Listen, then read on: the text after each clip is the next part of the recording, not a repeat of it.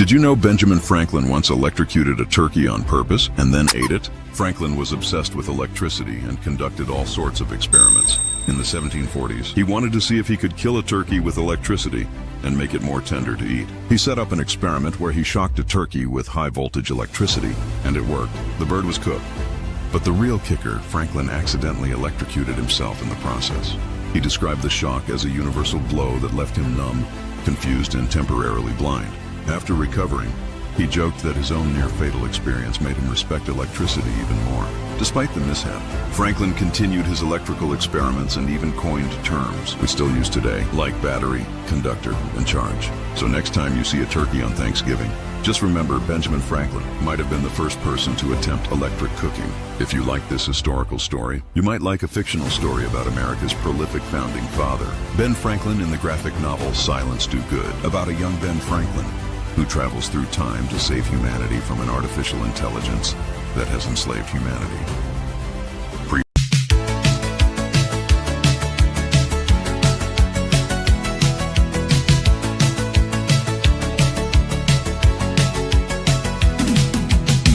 Ben Franklin, the patriot, printer, politician, postmaster general, with a science addiction.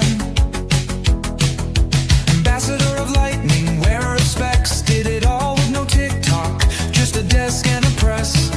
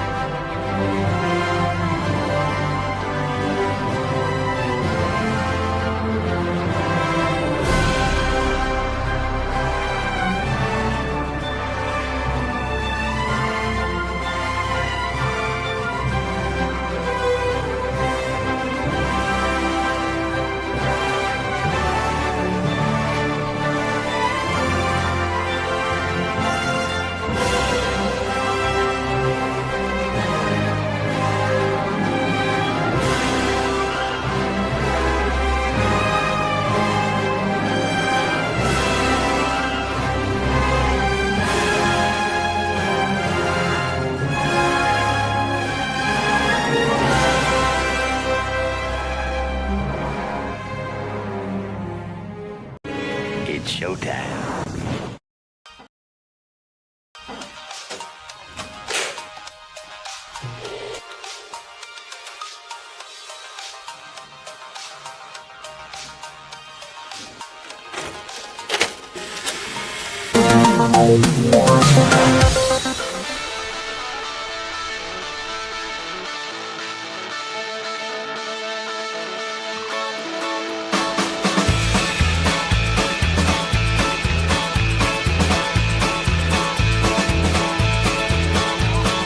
What am I doing here? What, everybody?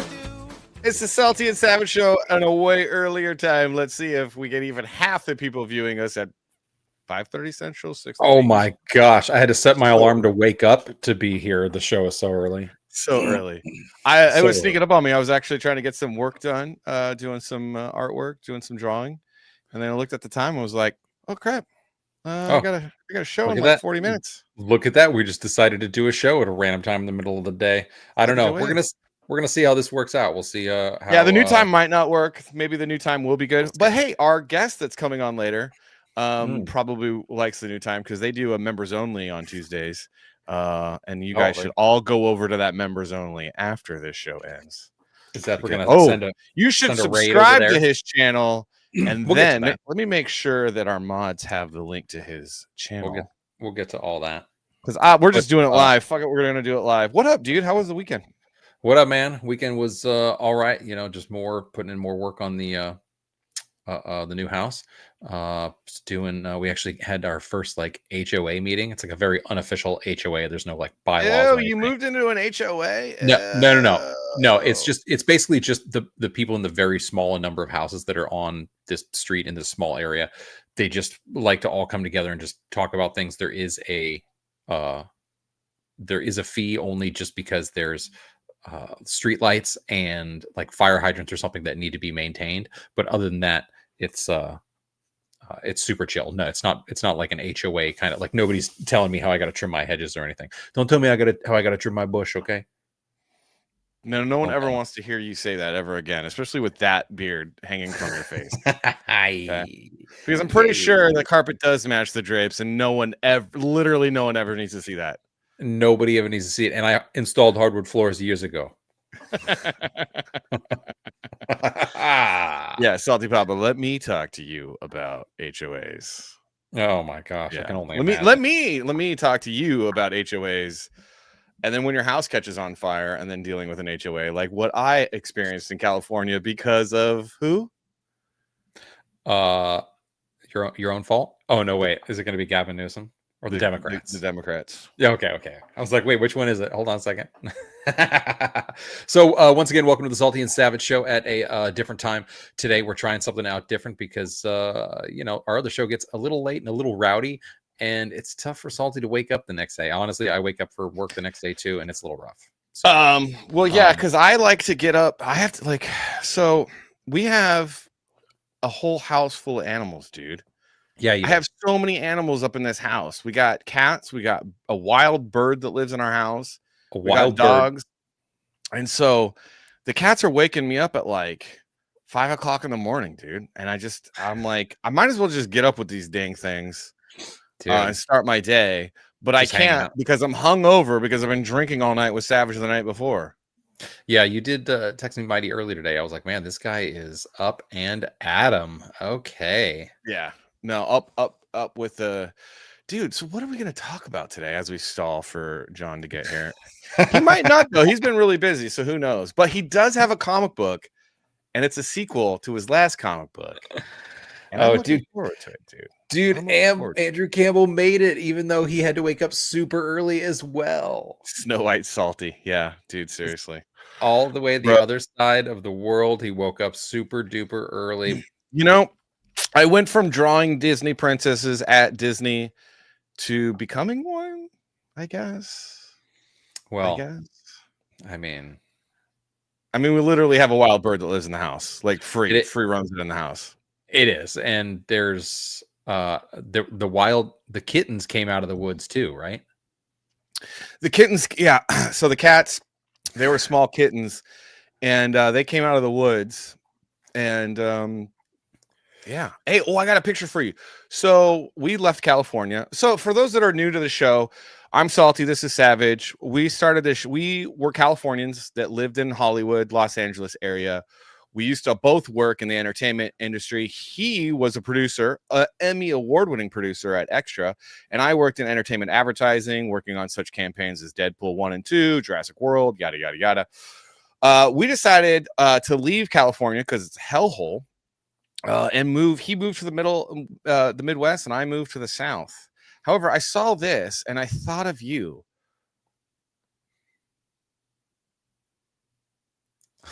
I like my California, like I like my iced tea. My tea with lots of ice. I mean, I can't see. Dude, I was raised in LA Unified. I can't. I mean, how bad is AI where like the Donald Trump's face is like perfect, the hands look good, but the letter C they couldn't get right. It was the letter C in ice that got all messed up. It's like AI is so dumb. AI is so dumb. With lots of ice. That's right, baby. We like our California, or at least I like my California with lots of ice. Maybe we can move back once it gets cleaned up. I enjoy lovely iced tea. I'm not gonna lie. And iced tea is an incredible actor on the Law and Order franchise. But I saw this too, and it made me think of you because of you're telling me. Oh yeah, the way that the show started was me and Savage used to hang out at this bar in Los Angeles and just get completely, totally drunk because we hated our jobs and we kind of hated the city and kind of hated California, but we didn't really put it into words yet. And I saw this the other day, and I was like, "This is exactly how I felt before I left for the South." I don't like my job, and I don't think I'm gonna go anymore. You're just not gonna go? Yeah, Won't you get fired? I don't know, but I really don't like it, and I'm not gonna go. So you're gonna quit? No, not really. I'm just gonna stop going. Just gonna now what the kids call quiet quitting. Quiet quitting. Yeah. Not really. I'm just gonna stop going. When did you decide all of that? About an hour ago. Really? Yeah. An hour ago. So you're gonna get So you can get another job? another job? Quiet quitting. It's like that's cowardice. Just at least say something. No, dude. Quiet quitting is absolute brilliance, and I may or may not have done that. Especially now with remote working, quiet quitting is so much easier, dude. And you just have to I may or may not have quiet quit the last 2 jobs I was at, where I was focused on my comic book. I was focused, or like my animated series that I was working on, and I would just work, and I would get all my work done for the month or like the week or whatever, like all my deadlines, and I would just get it all done, and I would have my week entirely planned out to where I would hit all the meetings. I was a creative director, so then I would delegate to my team what was appropriate, and I would be available for email and what have you. But then I would just work on my own stuff. I would get all my stuff done, but I wouldn't turn it in until I needed to, until we had to get everything together and give it to people. And then I would just do my own crap, and I wouldn't look for extra work. I wasn't, how the job description says, be a self-starter, be a entrepreneur. Always looking to fill, the gaps in time. Yeah. And I was like, no, busy. I'm gonna be really efficient at my job to the point where the 2 jobs I had, I could actually get the entire month's worth of work done in one day and just milk the job and do other stuff. My wife texts me, don't admit that on live. I don't care, because I did my job and I did what was required of me. And I met every deadline, and we made every client was happy. Or we know your work ethic. It's fine. Yeah. She's like, don't admit that. Hey, look. Hey, I totally did it. I don't give a crap. Yeah. And honestly, these corporate companies are so terrible. They're so terrible. You should just do it. You should just do it. They are bad. Quiet quitting is the new what is it? Drinking lunch, or what do they call wet lunch or drunk lunch? What do they call drunk lunch? Yeah, every week, every Listen, when we were working together there, bud, I didn't have time to do much. Okay, and there was no swinging. Okay. So what were you So doing down. when you were swinging by my desk? Yeah, talking about guns. Probably. Ken was one of my secret conservative buddies working at that agency, because when you discover that someone's a conservative by the fact that they don't go around preaching about their politics and they're not all like, "Oh, you did? Are you gonna vote for Obama?" When you kind of keep to yourself, then you kind of know, like, oh, that guy's conservative, that guy's libertarian, because he's not all proselytizing like an evangelical. It's totally different in the Midwest than it is in California. I mean, in California, yeah, people are walking around. They're like, "Oh, you aren't even a human unless you respect the rights of giraffes that have neck tattoos." And you're like, "What?" You're like, "Hold on a second." See, N2 Paint knows what's up, man.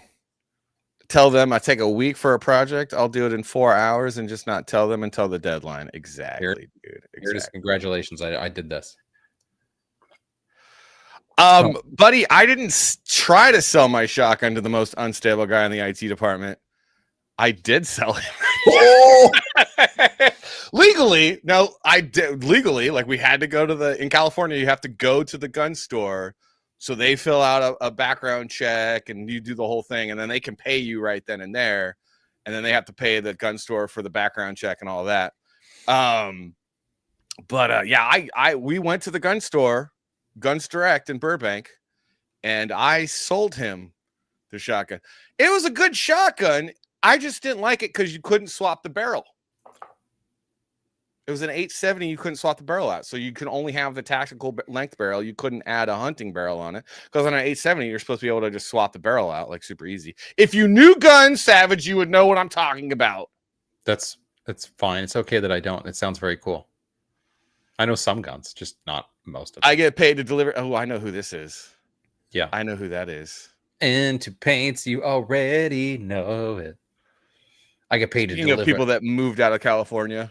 I get paid to deliver my foot to your ass.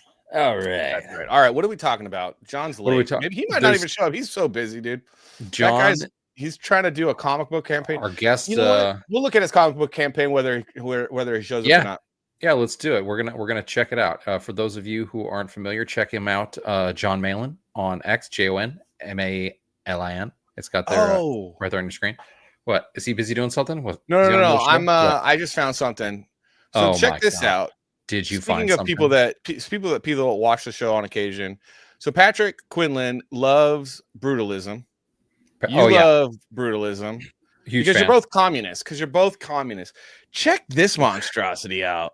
Dude, that's crazy. It's hideous, bro. This is absolutely hideous. It looks like one of those new battleships they have that's got a bunch of weird paint and dimensions on it so that it like messes with radar.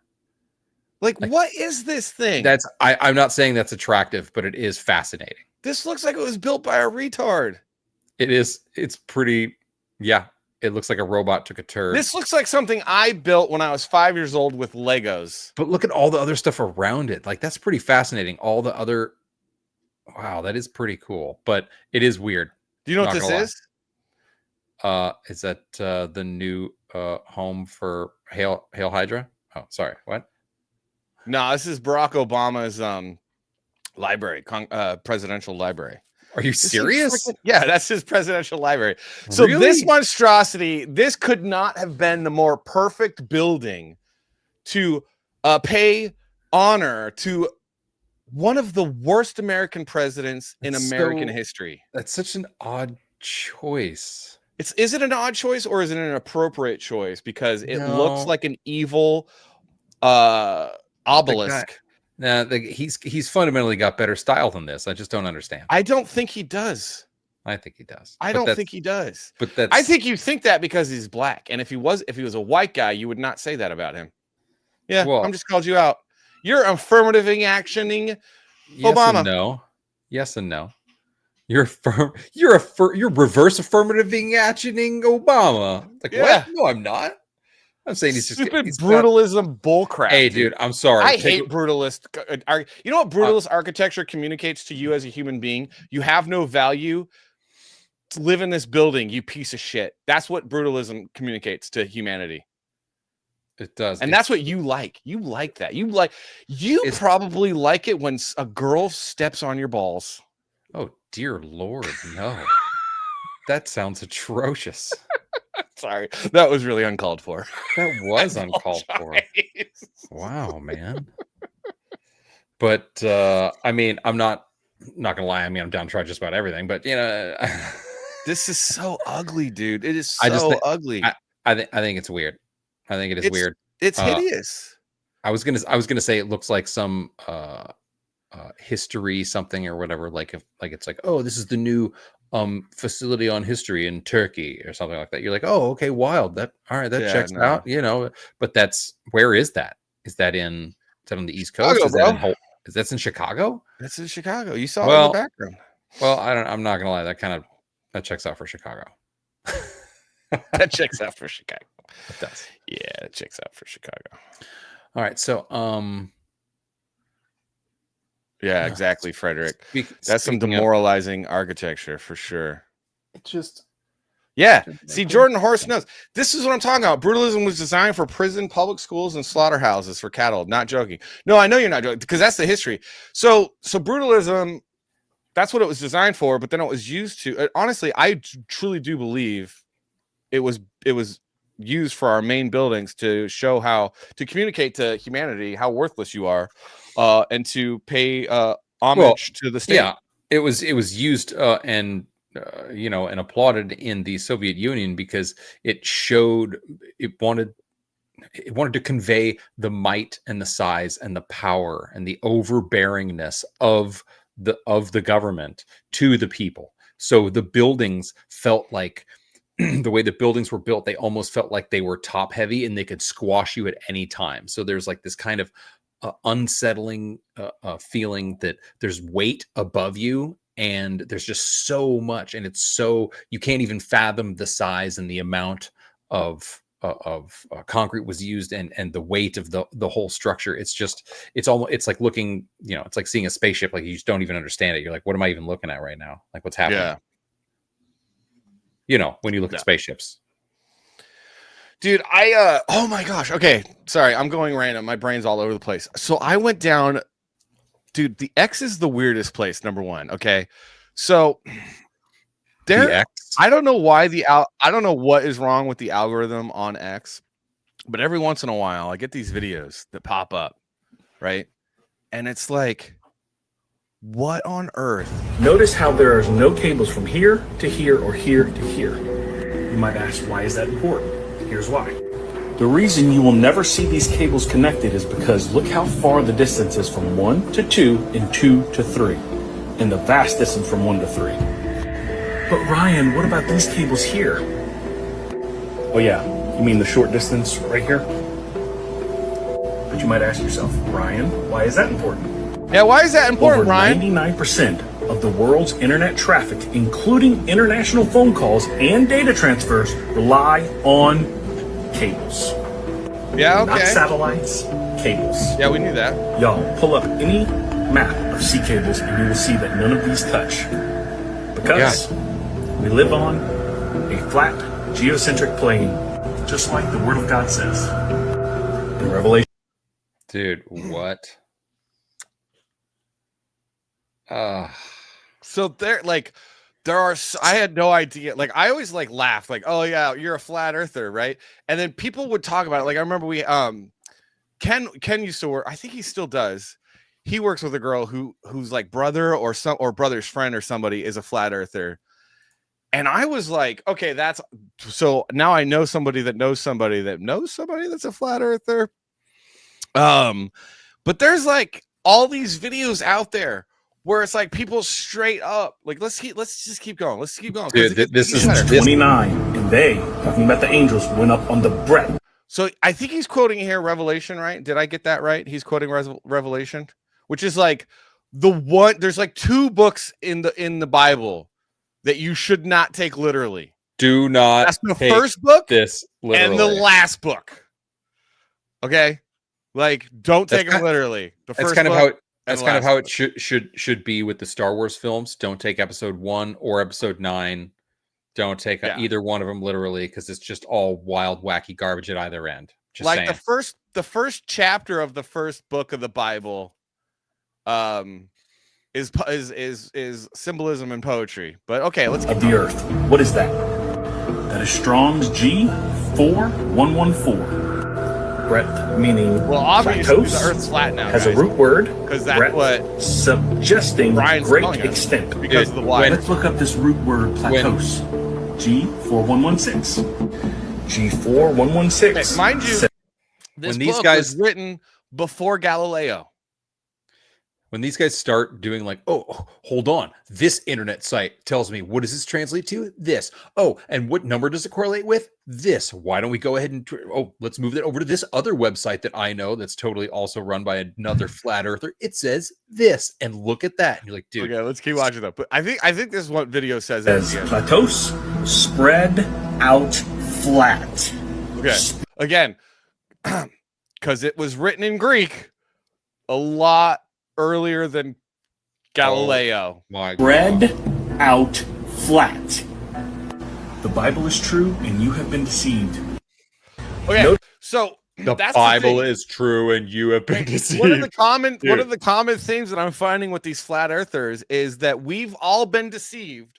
Oh my God. By this group of people, also all the pilots and all the people that run the GPS. Yep. And like all the governments, even the governments that hate each other, all are working together to deceive us because the guys that run oil tankers around the world, totally.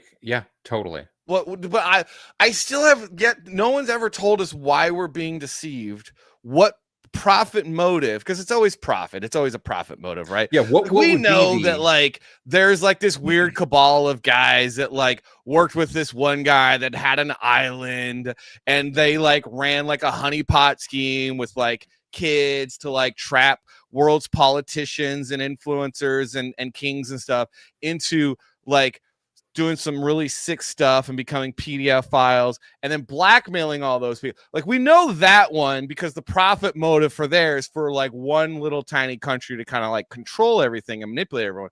But this one, what's the profit motive for this? Yeah, who wins like when they've hidden the flat earth? Like what is it that they're winning by hiding it? That it's one thing to be like, dude, they're covering all this up because they want to control your reality. It's like, okay, but what do they get by not letting us know the earth is flat? Like, what do they get by telling us this other story about these oh boy, these Simply Green's telling earth. us breakaway society, we're but cattle. That I believe, but I still think Galileo was right because the Catholics put him in prison. We are. I mean, I was at college. I spent lots of time being one of those cattle, just walking up. Did Drew Struzan just die? Wait, didn't he die? Wait, hold on. What are we saying? I don't know. I don't know. What's that? Did we make a reference that we didn't realize? Maybe. I don't know. But I thought Drew Struzan was. Did he just die? I thought he had. He did. He just died. I don't know. Well, a legend has just passed. Do you know who Drew Struzan is? I'm not familiar. No. What? Bro. Hey, dude, we come from different worlds, my friend. I know, but you're from the entertainment world. Come on now. Well, the thing is, like, there are names that you say that I don't realize who they are until you show them to me. In the entertainment news world, I see almost every face and have to look at footage of all these people and every red carpet. And so if they've been on a red carpet, I will be like, oh, absolutely. They were at the Kids' Choice Awards 2016. This is Drew Struzan. Movie poster illustrator. Big Trouble in Little China. Adventures of Babysitting. Oh my all gosh. Harry Potters, the early Star Wars ones, even the later Star Wars. Okay, so this one, dude. Guys, the story behind this one, because I remember I worked at one of the agencies. We were working on Star Wars. Wow. Dude. Disney treated him so bad on this movie poster. It was like everyone was like, "Oh, this looks phoned in." Let me tell you why. Is because, well, first off, this guy used to make like 6 figures per poster. Yeah, and look at some of the posters. They are the most epic posters you've ever had on your wall. Indiana Jones. He did all the Indiana Jones ones. Dude, I had the Back to the Future 2 poster on my wall in college. Like, oh yeah, dude. This I have Indiana Jones. That's why you don't know who. I'm surprised you don't know who this is, because he's like I Freaking did legend, not. bro. Hook. That's an unreal poster. Yeah. I mean, granted, he's an amazing painter, but his process was would make some people a little irritated, for sure. But still a great graphic designer, like an amazing graphic designer. Just absolutely legendary graphic designer. Like his ability to put a bunch of heads on a poster and make it look interesting is unparalleled. Yeah, right. Just put a bunch of people's heads. Yeah. Did a lot. Yeah, totally. I mean, the only reason why I probably remember him is because I worked on movie posters. I worked in the movie ad business. Thank so you I, very Thank you very you know. much. Yeah. I'm better than Savage on pretty much everything too. So there's just about everything. Except he's the one that has the Emmy. So there is that.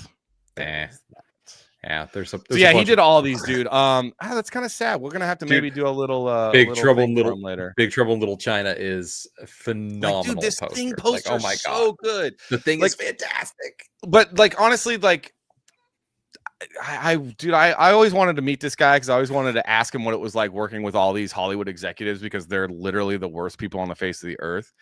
And this poster here is probably a poster that he wanted to do and was allowed to do. But on so many other posters, they were like, no, do big heads, again. No, just keep doing big heads.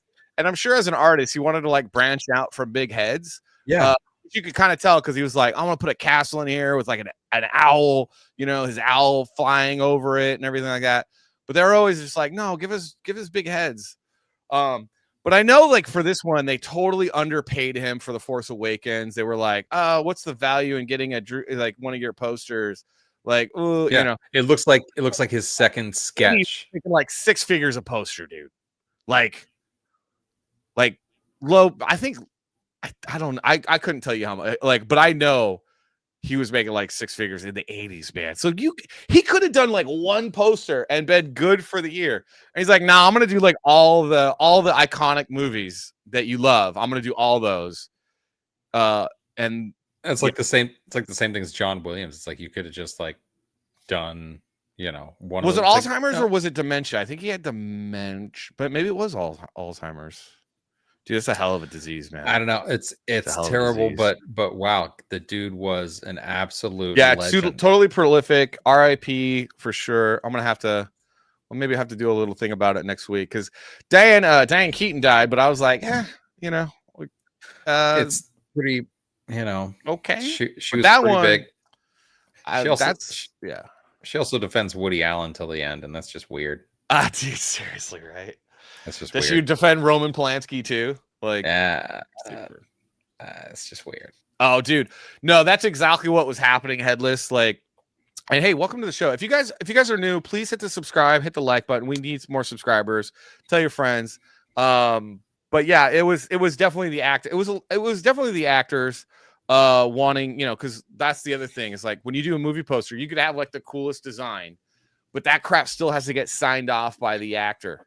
Big heads. And to like when I was working on Underworld 5, man, what's her name? Kate Beckinsale. Underworld 11, like Jesus, that fucking don't do it. But Kate Beckinsale has terrible skin. Like her face is terrible. Like it's bad. She comes off as one of the most beautiful people. Well, they shot her. Like the photographer was an idiot because he didn't use a soft lens. He just used like I don't know, like a regular, I don't know what kind of lens, but he didn't have any kind of filter or like soft lens on it.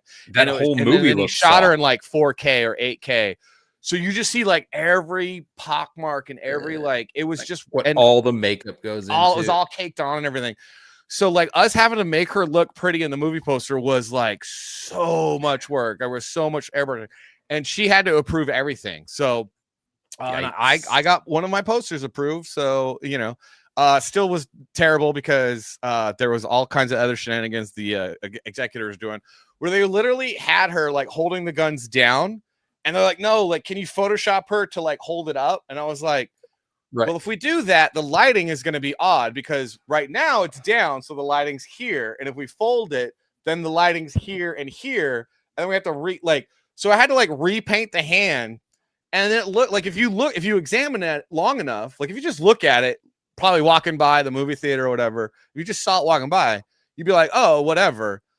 But like, if you examine it, you're like, dude, that's Photoshop because It looks super weird. because the light, like, I was good, but I wasn't that good.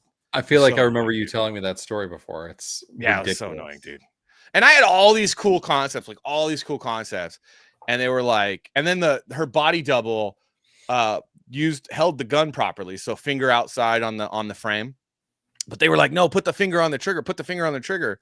And I was like, dude, no. And as a gun person, I'm like, no, we cannot put the finger on the gun. That is improper use of a firearm. And they're like, no, we need to Photoshop the finger onto the trigger. And it broke like, my soul to do it. This is a movie. We don't care about anything realistic. Dude, these are drove me lichens crazy. and vampires. It's like, I don't come care, on, man. You need good gun discipline, good trigger discipline. You should. Freaking executives don't know about trigger discipline. All right. So I think John maybe forgot about us, which is fine. But let's take a look. Let's take a look at his campaign, guys. Let's do it. All right. This thing looks dope. First off, this looks awesome. Like for real on the for real tip, man.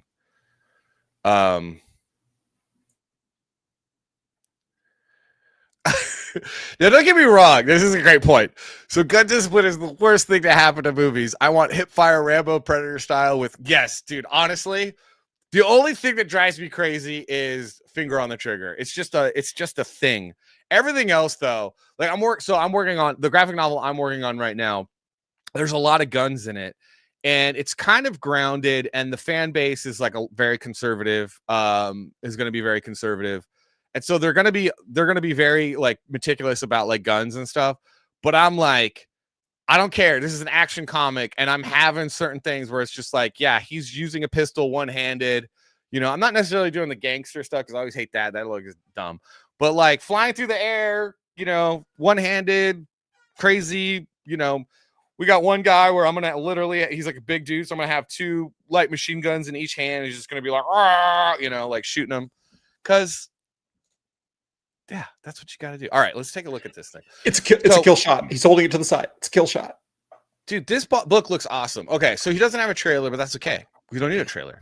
It's already doing really, really well. It's got 786 backers. Everyone go back right now. So this is like a book. The first one did really, really well. And then it kind of became like an underground hit.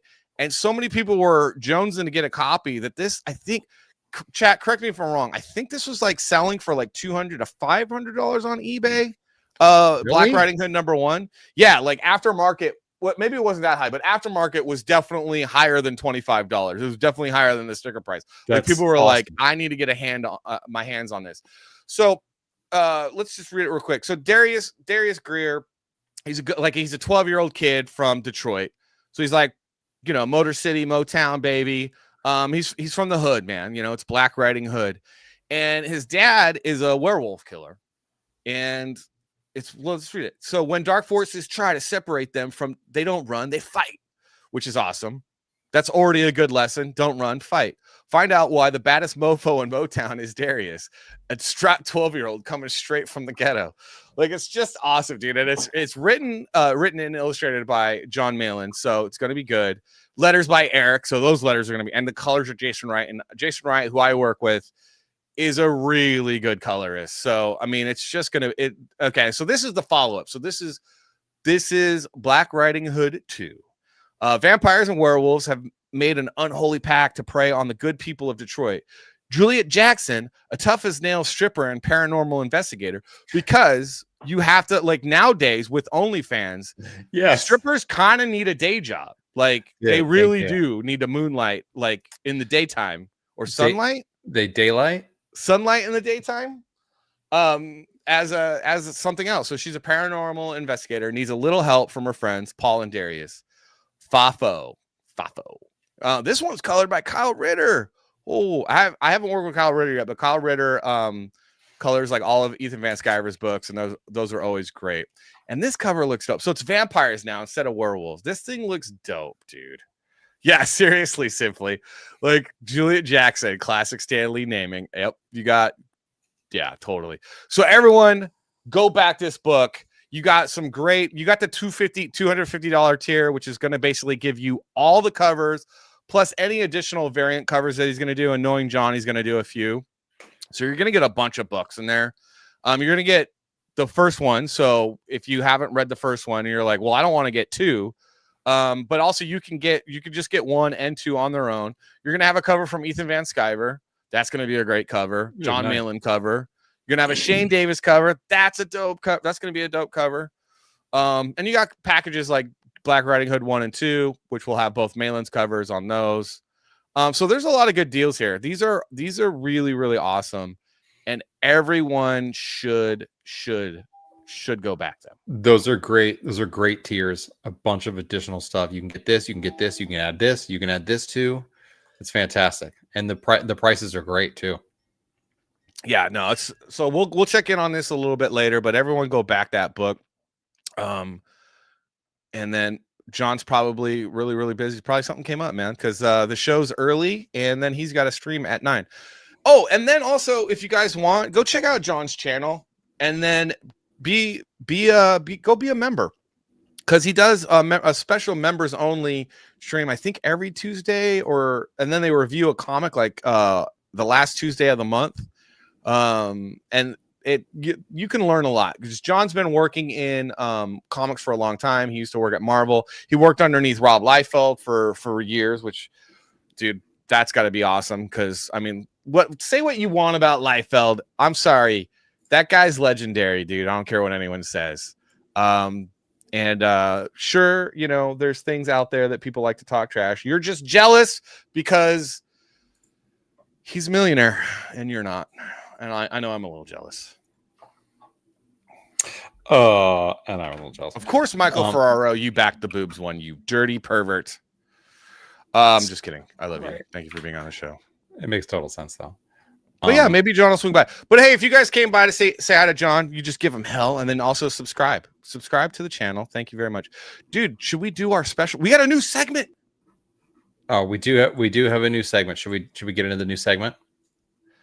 I think we should do it, and we'll do it with. It's true. It's true. We'll start this new segment with it's true. The sickest of. Yeah, we got a new segment for you guys. New segment, new intro. Here we go. In your face.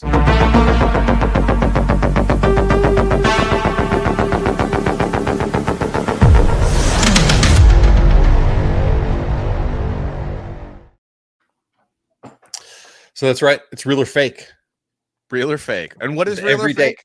What is real or fake? Every day you scroll in your feed, whether you're doom scrolling or just doing a quick look, there's videos, there's images, there's things that pop up every day. And you're like, what? Is that real? Is that fake? What's going on here? Because you can't trust anything nowadays. So we're just kind of featuring a few of these things every week, trying to, figure it out for ourselves. So audience participation is not required, but it's encouraged.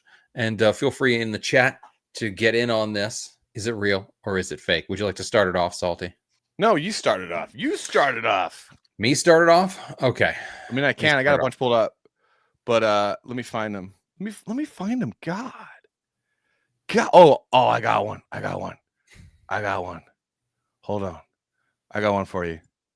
Already? Are you ready? Got one. Here we go. All right, here we go. This is a good one.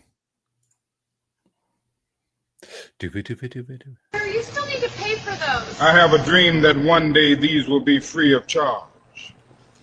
Today is that day. That's so good. That's so good. Today is that day.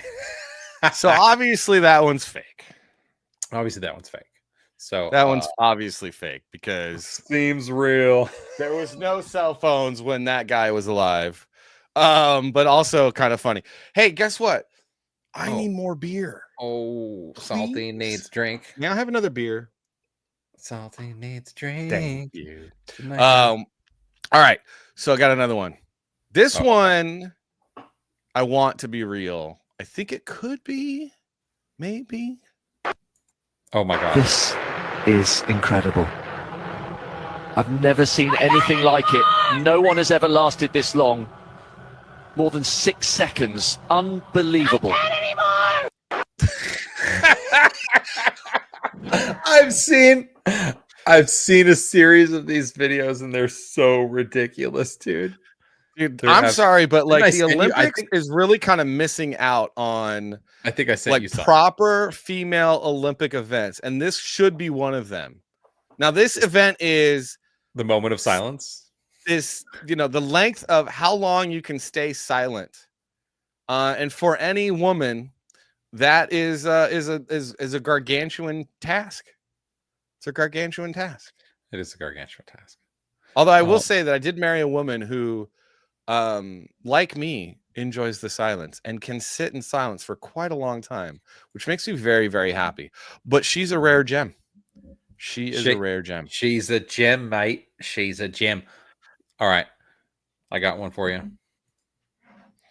Here we go. We're going to go. How great is my wife? Look at this. Oh, look at that. Look how frosty and ready it is. Look at that. All right. So this is a young lady who likes to do parkour in her living room.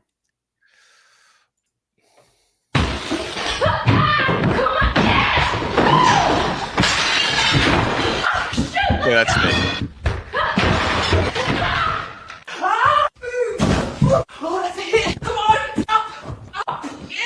Totally. No fat woman is moving that good. No fat woman is moving. That is totally AI.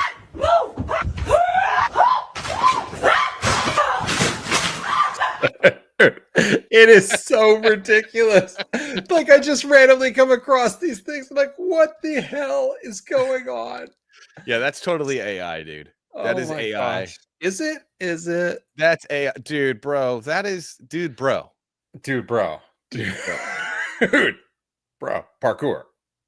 All right, I got the next one. Okay, he's got the next one. I got the next one. Got the next one here, guys. Parkour. The floor is lasagna.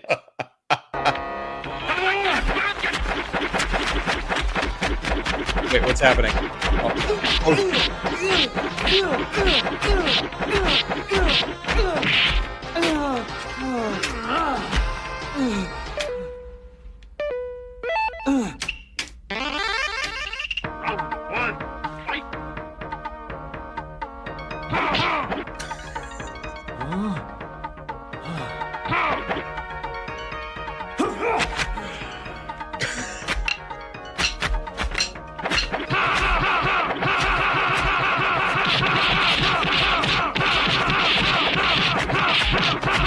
Dude, what? It gets better. It's so long.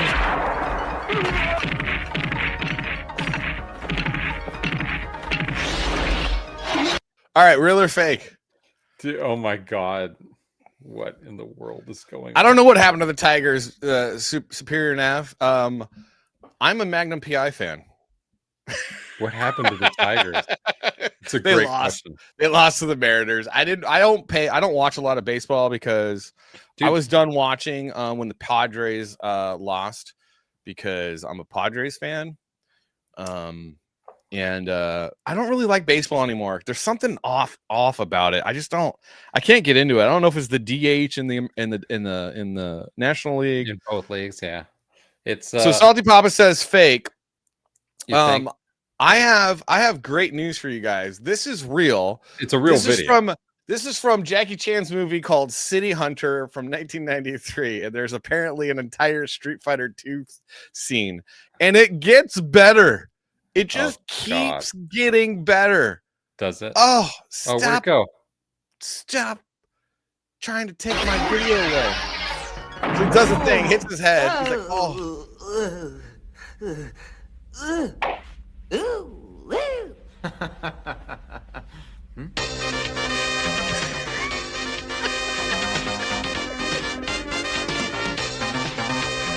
Dude, it's just so awesome, man. So I've Dude. never seen City Hunter, and I'm This is like, I wild. need to say that City Hunter is based in the manga cartoons from the 80s. Yeah, dude, seriously, Jordan, man, I need to watch this now. So that's real. So and that's kinda real. Yeah, that's real. So that's real. All right, I got another one. This is a video that recently popped up. I don't know if this is an old video or this. It was one of those things that I was in an inappropriate place, and I was just doing like a quick scroll, and I came across this video, and I did like a I choke laughed out loud, like in an inappropriate moment. Like I shouldn't have been scrolling on my phone, and this was I thought this was fascinating. All right, here it goes. I'm playing it up too much. I should shut up.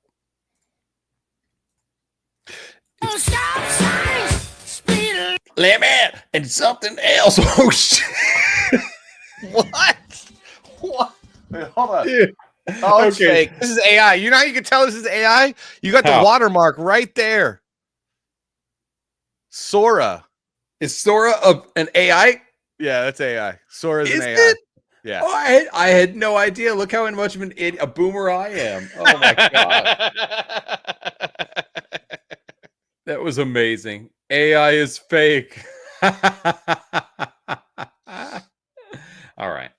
But anyway, so who's the idiot here?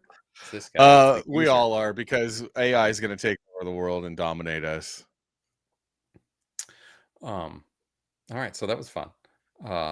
Yeah, so Saudi Arabia buying that FGC, unfortunately, that's real too.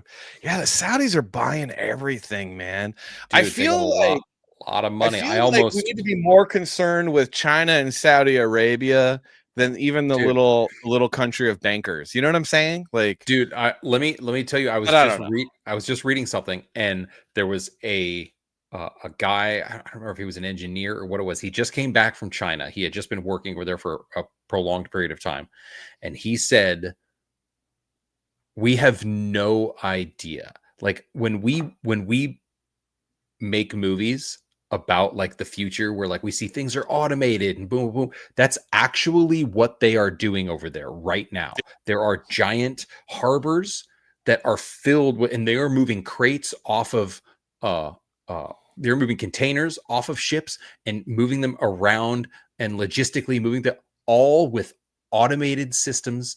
Like there are factories, there are things that are completely automated. You walk in and there isn't one human working. Like everything is being done by machines. There are so many robots. I'm not confident about the future. I don't like the future of what's happening to the future, mainly because the corporatists are just, I don't know what they're going to do. You know what? You guys should have, if you hadn't, you should have bought my comic book, because it's going to tell you what's going to be in your future. It tells you. It tells you what happened. Because you missed my comic. If you missed my comic, go buy Jon Malin's comic, because that comic will not disappoint. The art's going to be amazing, and it's definitely rated mature for violence and colorful language. But it's not gonna disappoint. That's for sure. All right, I got one more. Jon Malin is definitely going to be here. We think he could have gotten busy. Yeah. Oh, something could happen. I hope everything's okay. Look at the speed from Italy already. That wrist rotation. Why isn't this? Look at the speed from Italy already. Why isn't this not an Olympic sport? This should be an Olympic sport. So bad, dude. You know what I mean? Because like the thing is like Olympic sports are you usually want, like they used to be for like real life stuff, right? Back in the day, it was like, you know, it's because they were like training to fight. You needed to have armies and stuff. And so they were doing like spear chucking, you know, which was like a thing. The discus apparently probably was some kind of like weapon. Riding the skiing and shooting, you know, the Norwegians were like, yo, we need something for us to compete in, you know, because all we do up in this piece is ski and shoot things. So like that's how it started, right? So I think they need to get back to their roots of doing competition of like real world practical things. And that's why I'm advocating for things like this. And they're off in the women's vacuum sprint final. Like these are all really good. They're off. USA with a big flip. Japan already on those corners. Japan already on those corners. Dude, okay, now there's the Sora logo. And that's the thing, is like women would finally get their own competitions that are completely different than men, so that they can really shine. They could really, like, you know, it's because it's like when you watch men's basketball, you're like, I've already watched the best athletes in the world. Do I really want to watch like people that are worse than junior hires? No, you don't want to watch people that are worse than junior hires, so you don't watch the WNBA. But on this one, you could watch the best athletes at their peak in the best competition, in the best sport. The best sport of being dishwashing. Yeah. Yeah. And it could be sponsored by Dyson. Oh yeah. The You know? the 100-meter vacuum and run. Dude, think about all the advertising. You know what I'm saying? The only ones that lose Oh my out God. one would be the dishwashing companies like Kenmore and Maytag. They would probably lose out because, you know, if it shows that a woman is actually a more capable dishwasher than a dishwashing machine, you know, that might be Oh my bad. God. They put it up against they have like the latest Kenmore at the end as like setting the pace. Yeah. Those things take by the way, those things take way too long. I mean, how many dishes can you get into a dishwasher? The cycle of my dishwasher is like 2 hours and 15 minutes. I'm sorry. I can wash the dishes in like less than 30 minutes. It just seems unnecessary. All right. Do you have any more? Do you have any more? No, I don't have any more. Okay, I got one more. All mine are terrible and obviously fake, apparently. Okay, so this is a bit of a curveball because it's obviously not real, but our real and fake is it AI or is it not AI, right? Sure.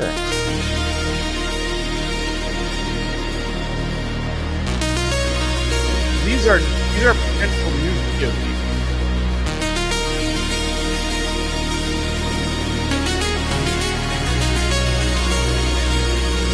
Pretty awesome. Not like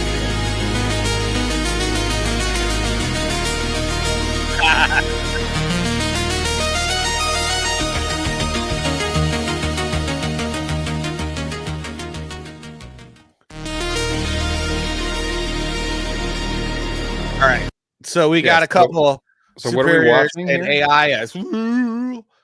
Jordan is wondering if it's Unreal Engine 5, which I was wearing my Unreal Engine 4 shirt earlier. I should have kept it on. It looks pretty unreal. Dude, the stuff that they run through Unreal, like it is insane, the level of detail. Like yeah, Unreal is pretty awesome. Unreal is pretty unreal. It's super real. Right. So this is fake. Kind of, because it is AI. This is all AI. But what's crazy about it is that it's basically it's AI image generator, like Grok image, predicting one frame after another in real time. So honestly, what they're testing out right now is basically real time generating of imagery and animation. So do you start? Insane to me. That's absolutely crazy.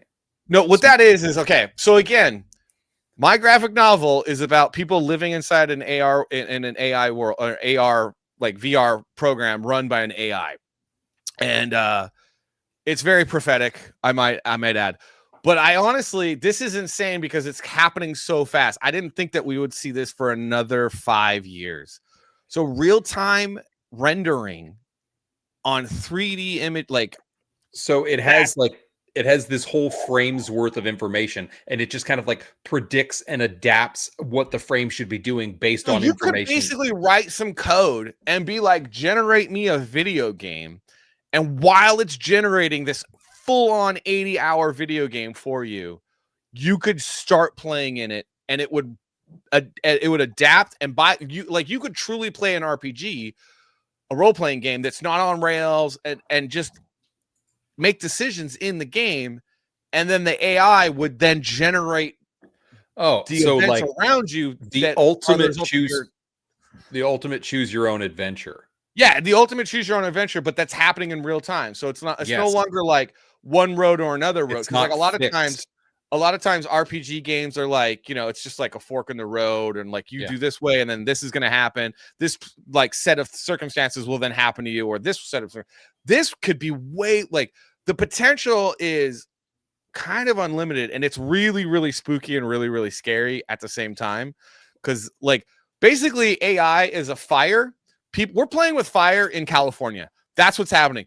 People are playing with fire in California, and I'm telling you, a lot of shit's gonna get burnt. I mean, this does seem super crazy. This also has, I mean, incredible applications in making film or TV shows.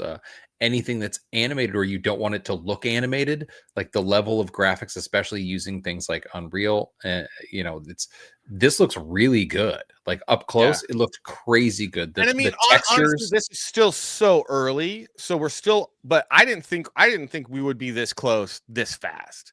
So it's really going to be hard to predict.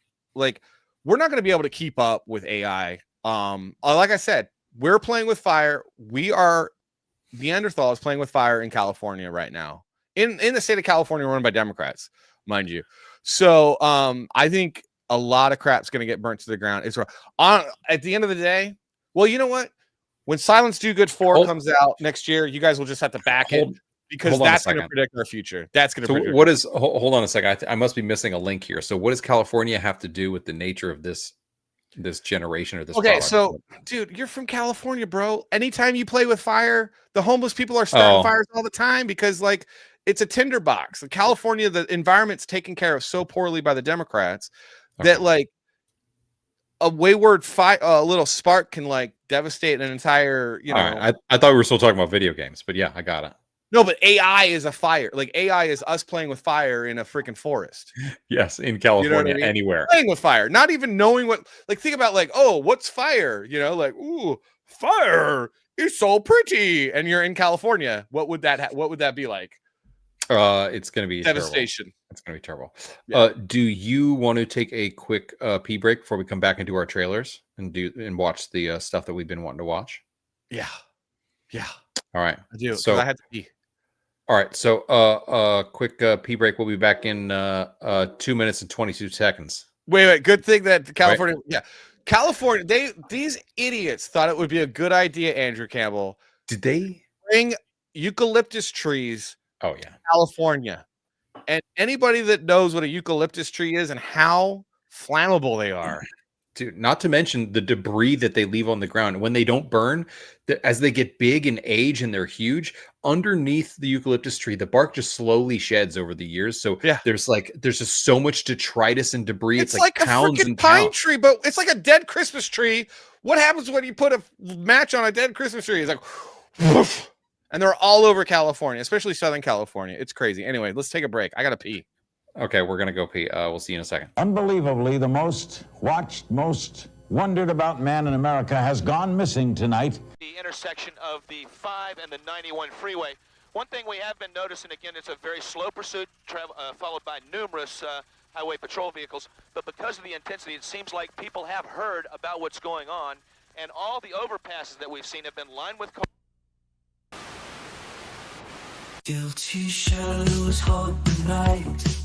Dark secrets locked away so tight. OJ on the run. Oh, what a sight. High speed chase, sirens blaring in the moonlight. Fame and glory now turned to shame. The taste of freedom lost in this twisted game. OJ. The man with the bloodstained fame, innocent or guilty, who's to blame?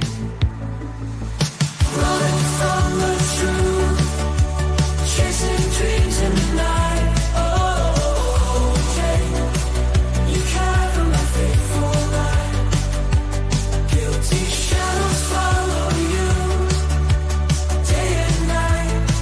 In the darkness, justice finds a smile.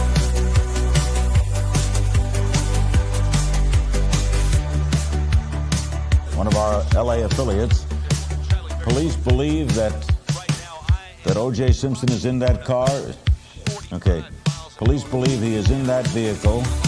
911, what are you reporting? This is AC. I have O.J. in the car. Fame and glory now turned to shame. The taste of freedom lost in this twisted game. O.J., the man with the bloodstained fame. Innocent or guilty, who's to blame? Running from the truth, chasing dreams in the night. Oh, Jay, you cried from the faithful light. Guilty shadows follow you, day and night. darkness, justice finds its light. It's showtime.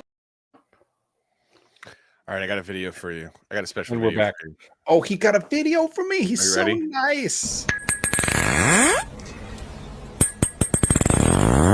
Did you ever do that as a kid?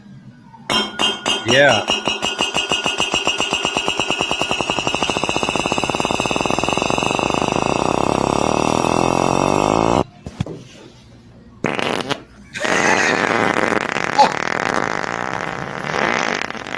Same thing, right?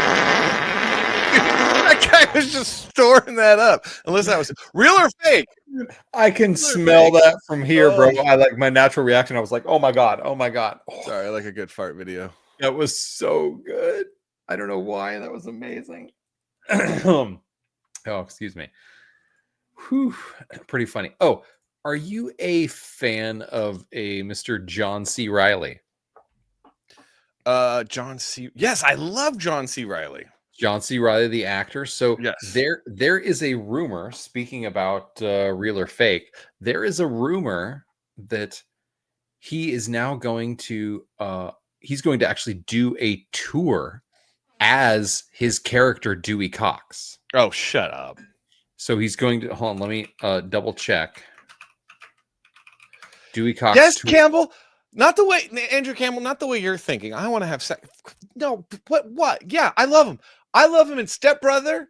I love him in Talladega Nights. I thought he was great in Guardians of the Galaxy. Like, pretty much like him in everything that he's in. Okay. We got apparently he said something about it on Steve-O's podcast or something like that. Let's see what let's get our little fair use up. Let's check this out real quick. No. I thought this was going to be so much fun to see. I thought he was talking to himself for a have second. a history of hardcore drug addiction. Just with you, it's fictional. Oh right, Dewey Cox. Yeah, he was Dewey addicted Cox? to every drug known to man. You I don't want asked no the part guys. of that shit, Steve-O. You don't want no part of that shit. I asked think the guys. I kind of do. Like, Yeah. I asked the guys which of your movies do they think is the funniest, and they submit. Walk Hard. Yeah, Walk Walk Do Hard. ha- We both said it like at the same time, no hesitation. Wow. Cool. Well, I'm sorry you don't like Step Brothers. So fuck you, and I'll tell Will you said so. So fuck you, and I'll tell. So hold on, I think he makes some sort of announcement. How about Talladega Nights? Obviously, That's what you voted on? No? Okay. What other funny movies have I done that are not as funny as Walk Hard? Walk Hard was just. It was pretty I close. wasn't in semi-pro. Were you not? No. That's Will. That's what I was thinking. When you said Strike that, I was one. like, God damn it! All right, where That is- sounds cool. So he's gonna be going on yeah. tour as we don't need to Dewey listen to Cox. this whole thing, but yeah, supposedly he's going to be going doing a tour in 2027 as many, but he's saying as many places and dates as they can do, but as he's kind of resurrecting this character for 2027. It's called the Walk Hard, the Dewey Cox Story 20th Anniversary Tour. So Okay. that could be pretty interesting if you're a fan. That sounds a little dumb that anyone would actually go to that unless it's going to be a comedy, like a comedy show. Here's the thing: is the only reason I feel like you would go to this is because he's going to probably have like maybe some surprise guests. You know, there might be other characters or something from the film or something, and you probably really have to like the film and John C. Reilly to go see this in concert. Is it bad that I've actually never? Should I see this movie? I've never seen this movie. Is it worth watching? You should watch it. You should watch it. But I have to admit also, I think I've watched it at least 2 times, but I don't think I've finished the movie ever. I feel like it's a very long movie. The pacing is there's lots of different things that happen. There's lots of different. It's not just like 3 acts. It feels like there's like 5 acts. So it's ridiculous. Okay. But it is hilarious. There's a lot of great. It's very subtle comedy. It's like, you know, a little oh brother, where art thou kind of like the comedy is a little tongue in cheek sometimes, and you know you gotta. It's a fun wild ride. It's a fun cinematic wild ride. So I was saving this video for when John came, but I don't think he's gonna come. So Well, yesterday was Columbus Day, right? So we have here's a video recreation of Columbus in 1492 arriving to the Americas, blasting Creed on his JBL speakers. So terrible.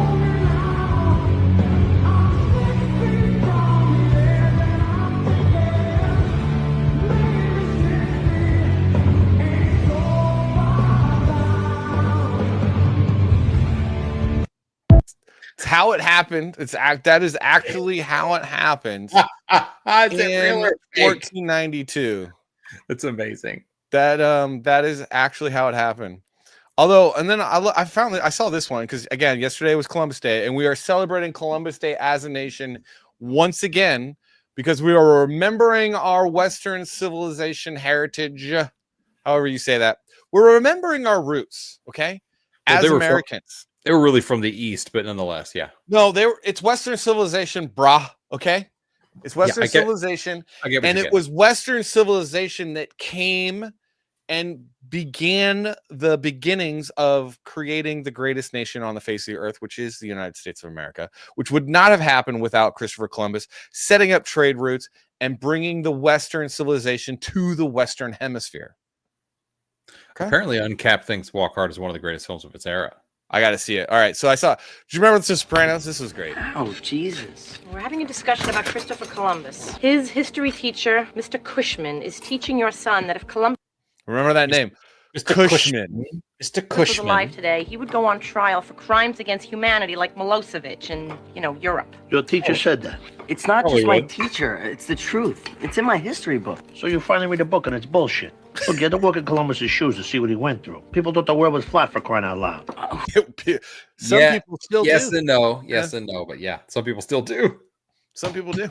Who cares? It's what he did. He discovered America is what he did. He was a brave Italian explorer. And in this house, Christopher Columbus is a hero. End of story. Yeah.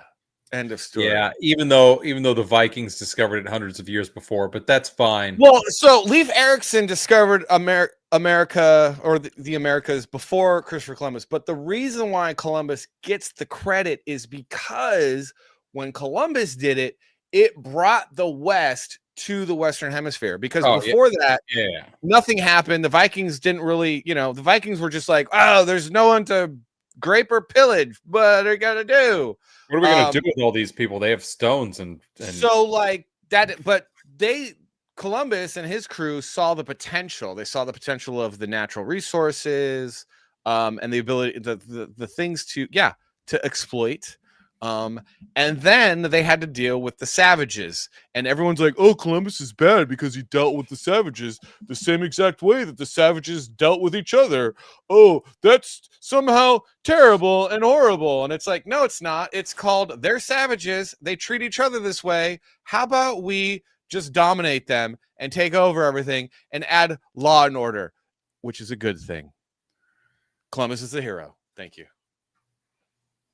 All right. No. Wait, would you like to live the way the Native Americans were living, which is slaughtering each other, enslaving each other, treating women like cattle, drinking each other's blood, wearing each other's hair as scalps, cutting scalps? No, you didn't want to do that? No, that doesn't sound fun either. Why'd you do it, Savage? Why'd you do it? Hey, what up, Jeremy Burtz? I did it for the lol. Burtz. We got Jeremy in the house. What's up, dude? How are you, man? So, yeah, welcome back to the show with Jon Malin that doesn't have Jon Malin on it. But we are previewing his comic book. But we've totally talked all about him and like promote his stuff. Go to his YouTube page and like check out some of his videos. I mean, hold on. He's got Let's check. No, just go back to his campaign real quick. So, guys, this is his campaign. It's about Darius Greer, 12-year-old kid living in the ghetto. The first book, he's fighting werewolves with his dad. The second book, he's taking on vampires, man. That's like some cool stuff. So, and then obviously he teams up with his dad in the first one, but we see on the cover that his dad The cover for Black Riding Hood #1 is so good. Yeah, it's really good, dude. It's good graphic design. So the use of the negative space is like unparalleled. It's fantastic. But everyone should go back this book. You can get one for $25. You get first one for $25. You can get the second one for $25. 48 pages, fully colored. It's not going to disappoint. It's going to be exciting. You're going to like it. It's going to be a good read. It's going to be a good read. Everyone's loved this book. Everyone's loved it. You should back it. You should get it. If you don't, it's gonna be a good read. You're gonna like it. You're do gonna me love a favor. Make us look good and go buy this book. Yeah, right now. go. We should have checked how many backers there were. Go get the book. And the thing about Jon Malin campaigns is that when they expire, did you say Jon Malin campaigns? Oh, Jon Malin camp. His Malin campaigns. Jon Malin campaigns. No, not to be little ditty about Jon Malin. Malin camp. The thing about Malin's campaigns is that when they're done, they're done. He doesn't leave them open for months, right? I think he runs them for 30 days. If guys, correct me if I'm wrong. Usually just 30 days, maybe 60. But I'm thinking maybe this one's 30 because you gotta be pretty cold. We got 16 days left, so everyone should go back it because it'll make me look good to the Comicsgate crowd, and that'll be awesome. And I like looking good to everybody as a promoter, but also because John's really helped me and my campaign out a lot. He has had me on his show quite a bit. He's helped sell my comic book Sons Do Good, and he's been just a really good dude, man. So hopefully everything's okay. Maybe he just overslept because I do that. I oversleep, and our show's so early now. Again, our show is so early, and I mean, who are we even to have Sir Jon Malin on? Go buy that book. Check out the campaign. It's. I'm not gonna lie, that cover is actually super dope.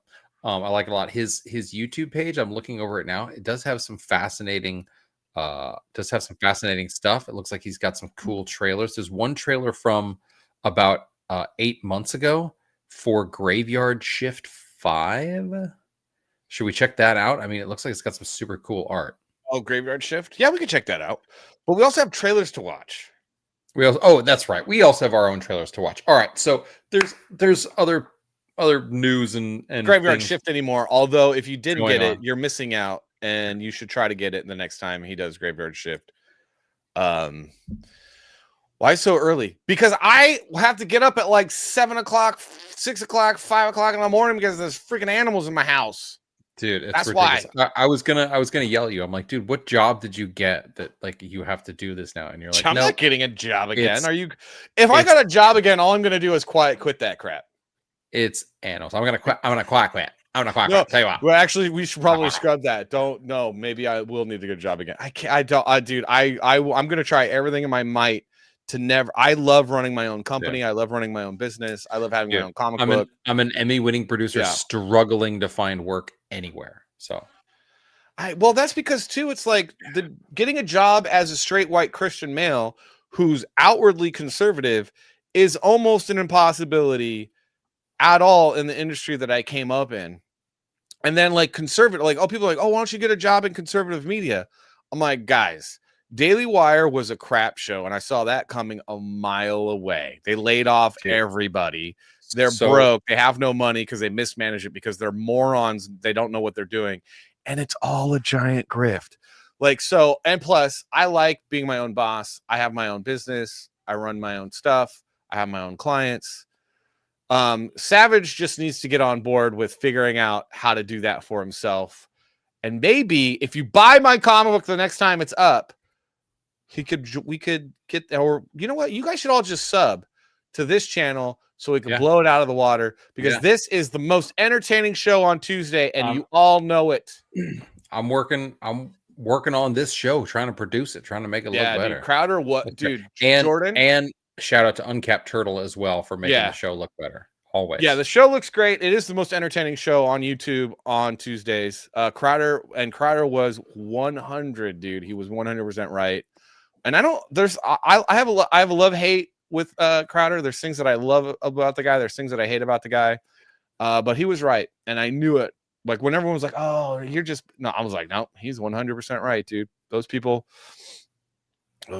are Grifters. The grifters, man. The A grifters. grift. A lot of conservative YouTube is just a bunch of people complain, like their entire business model is I have to complain about everything Hollywood's doing. And then I'll offer up only myself as the singular alternative to everything that I've just told you that I hate and that you hate about the about media right now. And that's called a grift. That's called grifting. That's called a grift. All right, so this is something that we're pretty excited about. Young Washington. Yes. Official teaser trailer. In theaters July 3rd, it says. So let's go ahead and just watch this. We're gonna watch this in little chunks. Oh, here, wait, because hold on. What? Can I get another refill on my beer, please? Right. I'm not gonna lie, my phone, I'm having an issue with my phone. It looks like it's gonna die here shortly, so I may have to figure that out. But let's check this out. Don't do it. Don't do it. Here we go. We're gonna watch a little bit of Plug it in. Young Frankenstein. It is plugged in. I'm having Young Frankenstein? You mean Young Washington? I know. I'm kidding. Young. What happened, Washington? All those bullet holes in your jacket? How are you alive? I don't know. He doesn't know. But that's first off, you got Ben Kingsley, so already I'm into it because I love Ben Kingsley. Right. All right. You have no military service. And it's just around the bend. You are a boy. You are not British, yet they send you to speak for them. He's not British. What is he? Now, I think this is correct me if I'm wrong, chat, but I think that this is about Washington's campaign in the French Indian War. Oh, French Indian War. All right, let's check this out. So that when you fail, they'll have someone to blame. Young Washington, you lost in the New World. Oh, dude, Andy Serkis, very nice. Andy Serkis, okay. You know who else fought in the French and Indian War was Ben Franklin. Benjamin Franklin. A Quaker. Quaker. Super good friends with Andy Serkis. Super good friends with Andy Serkis. And if not the one who has the will to tame it.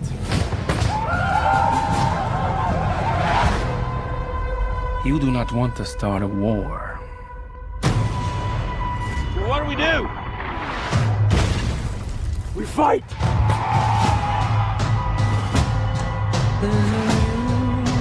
Dude, look at all Brees Louise Parker, Kelsey Grammer, Ben Kingsley. Oh, and he's using an axe to chop stuff. Yes. Does he chop down a cherry tree and then lie about it and then say later that he lied about it? On the ground!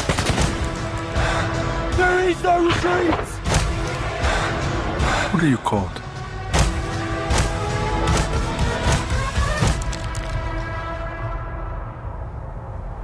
My name is George Washington. All right, help him. I am looking for. This is the first Angel Studios movie that I'm looking for. Looking forward to. Yeah, I'm definitely looking forward to it. I'm looking forward to it because one, I love American history. Everyone knows that. I mean, I did love a comic America. book. Do you even America? Do I even America? America's so hard. I love American history. I love good movies about American history. I have a lot of confidence. I think someone earlier said, "Oh yeah," so Jordan was like, "I don't know if they'll keep it true to events. I hope so, though." I do too, man. I have a lot more confidence in this being a little bit more like I never mind the printing of the legend. Like I'm a big fan of printing the legend, even though I do like the history being fairly accurate. I always say make the history accurate and then like make all the cool events exaggerate those. Yeah, You know yeah. what I Like mean? Baz Luhrmann, although you can say what you want about his filmmaking, but like he does that. Like he takes those moments that you feel like were big and like he did the Elvis movie that came out a couple years ago, like, and he just really makes him feel so big and so over the top, like the moment that ladies first saw Elvis and they just lost their fucking shit. It's just it could be awesome. I'd like to see this turn of a young handsome ginger George Washington. Yeah, he doesn't look ginger in the movie, even though in life he was a ginge. A ginger with wooden teeth. And so he was very ginge. Even with his powdered wig, you were like, that's a ginger. We see It's a ginger. I think Jefferson was a ginger too, wasn't he? If I'm not mistaken. I could be wrong on that one. I need to check on this. Hold on. My cable is having an issue with charging my phone, and also Ginger's rise. Wow. Well, I'll talk a little bit about Ben Franklin. So Ben Franklin also fought in the French and Indian War. He was a colonel in the Pennsylvania militia, and led their defense. So they had a defense east. So they in the woods and the forest to fend off the Indian, and they at the time they say Indian, not Native American, because were they American? No, because the United States of America is an idea, not a place. But so they were fighting off the Indians that were invading Pennsylvania, and he was leading a bunch of dudes to defend that, and was very successful, and was a colonel in that Pennsylvania militia, which is kind of cool. And you could read all about it in issue 3 of Silence Do Good, which was a history lesson written by my father that's in the back of that issue, which you will also find in the book that's coming to you too. So that's the other thing. So printed proof is almost here. It will be here tomorrow. So we have a physical proof. I wanted to get the physical proof because I want to make sure the foil stamping was correct, and a couple other things on the inside. So I went ahead and sprung for the printed proof. That's going to be here tomorrow. And then everything should be fine on that because we've checked it back to front, although you never want to wipe back to front. So front to back, back to front. So everything should be good, but we're going to double check it again. And then most likely on Thursday, I'm going to green light the print run. And then that won't take very long. And we'll get those. And as soon as we get those, we're going to start sending out and fulfilling the comic to all you guys. So that's going to be coming around pretty soon. And I'm really, really, really excited about it. The next thing, actually, I'll show you all. Let me see if I can pull it up here. And I'm excited about this one, guys. I'm really excited about this one. So I have a new comic book. It's gonna take a little bit. I'm thinking. So Savage is back. So I'm thinking Savage. Sorry, yeah, I'm still working on my. It's not charging. My phone's all of a sudden like, oh, now you have 10%. Now you have 5% battery, and I'm like, oh my god, what are you doing to me? So my cables are not charging my phone for some reason. I don't know. That's weird. Well, if your thing dies, you can always just go no camera. All right, so guys, check this out though. Let me share my screen real quick. This is going to be my next and then we'll do our top 5. Oh wait, we were going to do something right before our top 5, right? One more trailer before the top 5. Okay. So, but this is going to be my next graphic novel. So I'm thinking, you guys tell me. So we can either launch this campaign in like November, or we can launch this and wait until March. Which good question. You're not going to get the comic book until next November because I'm working on it right now as we speak. But I'm just debating on whether I want to launch the campaign in November or wait till March. Doesn't matter. Do you guys care? If you guys sign up for this thing, you are going to get a free trading card and poster. If you obviously back, I'm not going to give away free trading cards for nothing. But if you back the book, you'll get that. But this book's going to be really, really awesome. It's going to be a lot different than Silence Do Good. It's a lot more serious material. My art style is evolving very, very rapidly because I spent years and years and years being a creative art director and creative director. So I was, not really comic book drawing a lot. I was working on movie posters and movie campaigns and writing and stuff. So my art is rapidly evolving, as you can see here. And so I'm going with a much different style because I'm still trying to find myself as a comic book artist. But this is going to be an amazing book. I'm telling you guys, it's going to be so good, dude. I'm really having a lot of fun working on it. It's written by a writer named Kurt Schlichter. It's based off his novel series called People's Republic, which he's got 8 books. that have come out. And he's got a new book coming out this fall. It's basically it's like Tom Clancy meets Fallout. And it's going to be awesome. So please, guys, sign up. Yes, Vaughn. It looks rad. And then also next year, guys, speaking of Vaughn Klaus, Vaughn is going to be the editor on Silence Do Good 4. So Vaughn is great to work with. We've worked on some stuff together. Love working with that guy. He's been a guest on the show. And we have such good like rapport and chemistry with our ideas, bouncing stuff off of each other. That I was like, dude, I need an editor that I can do that with. So he's going to be editing Silence Do Good 4. So we're working on that too. And I'm really, really excited about that. That's going to be really, really, he's seen the outline. I'm still kind of working on the script and putting like the final touches on the script before I feel ready to send it off to him to see what he thinks. I'm pretty sure he's going to like it. He had some feedback on Silence Do Good because I gave him an early copy of Do Good, and he had some critiques about it, and I agreed with him. So I decided to add 2 more. Like, you guys originally were going to get 4 new pages from the original, Silence Do Good edits. And then I decided to add 2 more for a total of 6 pages because of his feedback. And I really feel like, and Vaughn, you tell me, I really feel like it completed the book. And it was like that. There was like, because it always felt like there was something a little bit missing. And I agreed. And we put it in there. And it made the book so much better and really completed it. And so that's one of the things that I love, the many things that I love about Comicsgate, is that kind of stuff can happen. And these relationships can kind of spring up, and we can kind of like iron sharpens iron and get that feedback, which is really, really, really needed, especially when you're working at home by yourself. So that's been really, really good. Anyway, so there's that. Are you back? Are you good? No, my phone's still going to die in a few minutes. I don't know what the deal is. It just won't. Neither of the cables that I have hooked up to my computer decide to like want to plug into when I go into my truck, I plug in the cable and it's like, boop, no problem. Both cables I'm dealing with here. Vaughn makes killer books. That is true. You guys can check him out at Rise Again, x.com, Rise Again. And then he's got his website. He's got all his information there. You guys should go check him out. He makes killer books for sure.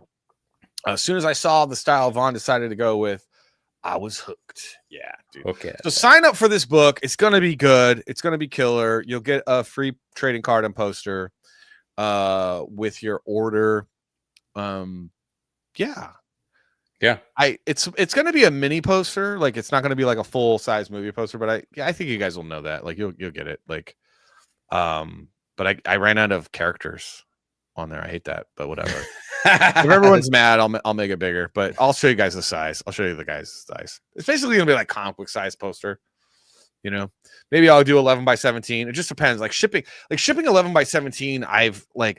So what I want to have, you guys tell me, do you guys want a folded poster? Like, where it's like folded down and then you got the fold creases, or would you rather just have like a comic book size cover or like 8.5 by 11 poster?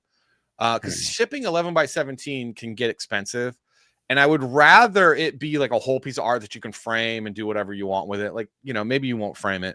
I always hate getting those folded posters because I'm like, what am I going to do with this? I'm not going to hang up a poster that's got freaking creases in it. You know what I mean? Well, what if the folder was like a separate item and it was rolled and it was put into a tube instead?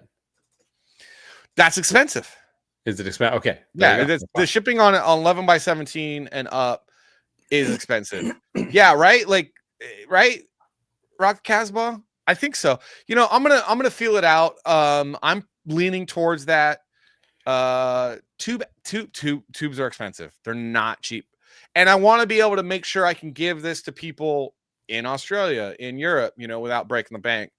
So like being able to put a poster in a mailer, like a Gemini mailer, not folded, would be ideal, because I'm not going to add a terrible amount of weight and it's going to stay the same cost, so I don't kill myself on shipping. So that's kind of where I'm at. If you guys insist on having a larger size, it's going to get folded. like what everyone else does, because everyone else sends like, here's your free poster and it's folded, and I hate that. I'm like, man, I'd much rather have a small poster because I can frame that and it's cool. Yeah, small pieces aren't bad. People do enjoy having them in little spaces in an office or something like that. Yeah. So People's Republic, it's going to be awesome. We cannot wait. Vaughn, you're fantastic again. I know he praised you, but thank you for being here as always. We love you. We got another trailer. I get like a fruit roll up. You're all, and then like when you try to unroll it, it won't even unroll because like, dude, right, Paulus? Okay, so like that's two against folded posters. Yeah, people aren't necessarily into it. I understand, because why would you want to crease something like that? Why would you want to do that? All right, we'll see. You know, I'm gonna do what's best for everybody because I don't want to be like, you know, I don't want to be all. What's the proper term? Because when we were growing up, we would say gay, chinsing. I don't want to chintz anyone. I don't even know where that comes from. What is the root word of chinsing? To be chintzy, yeah, chintzy, chintz out to I don't know if that's politically incorrect. Penny. It's like pinching pennies. I don't know. It's kind of like You know, I don't want to be like those guys that like shave the ends of coins off. You know what I'm saying? Those guys. Got it. A little extra copper for me. See, that's three. Folded posters suck. Folded posters sounds Chinese. Probably China. It came from China. Chinese. Well, the joke growing up in LA was that the Koreans were cheaper than the Jews. Yikes. Because when you went to Koreatown, it was like they were like way more like chintzy. But it was also LA. If you've ever been to LA, just LA. There's like an LA thing. Yeah, you got to understand, like in LA, like people, you have to set boundaries because people take advantage of everything. Yeah. You can't have like an open bench without a bump on it because someone will sleep on it. You can't give away, you can't give away free water because people will just come in and just take free water. And I remember when we were doing our junior high trip, we did a tour of the LA Times. And then like Little Tokyo is like right next to the LA Times. And so we were walking around Little Tokyo. We went into this comic book shop, this like Japanese comic book shop. And the owner was like, he saw me and then my best friend who was a black guy. And he was like, oh, only Japanese. And he was like, get out. And we were like, oh, gotta go.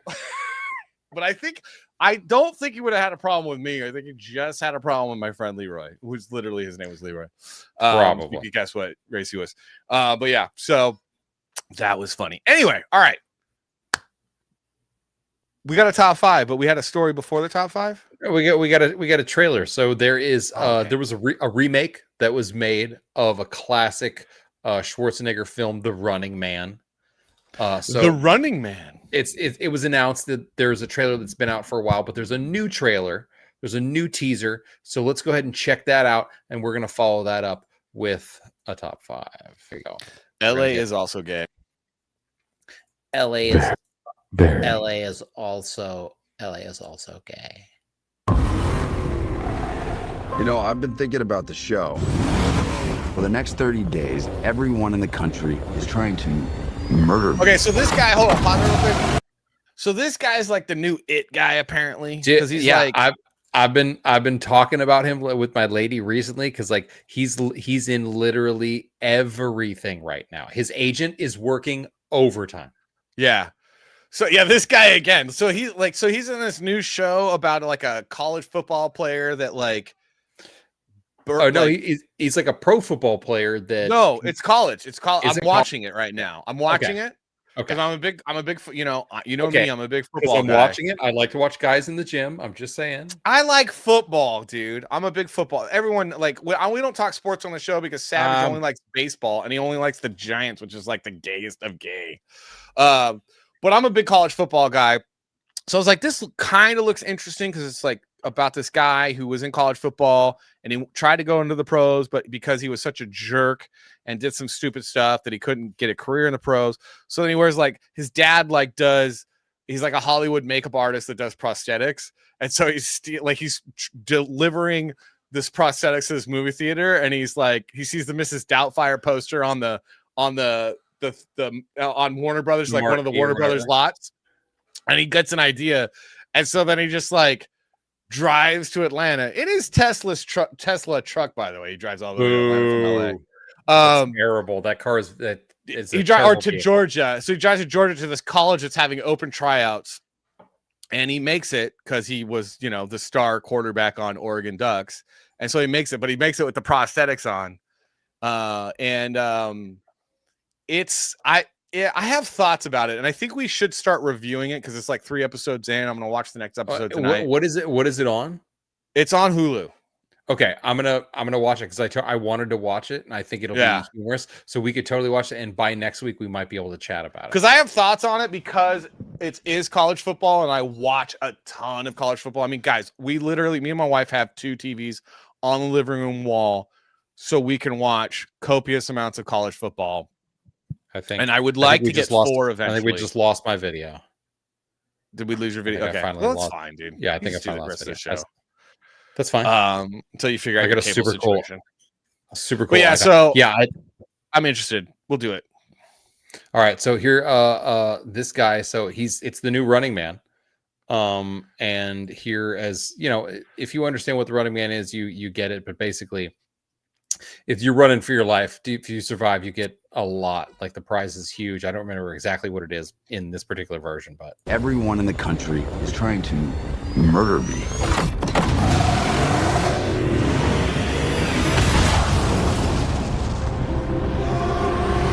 Dude, what? The opening scene is him like crashing into another. This is absolutely crazy. Okay, let's try this again. Everyone in the country is trying to murder me.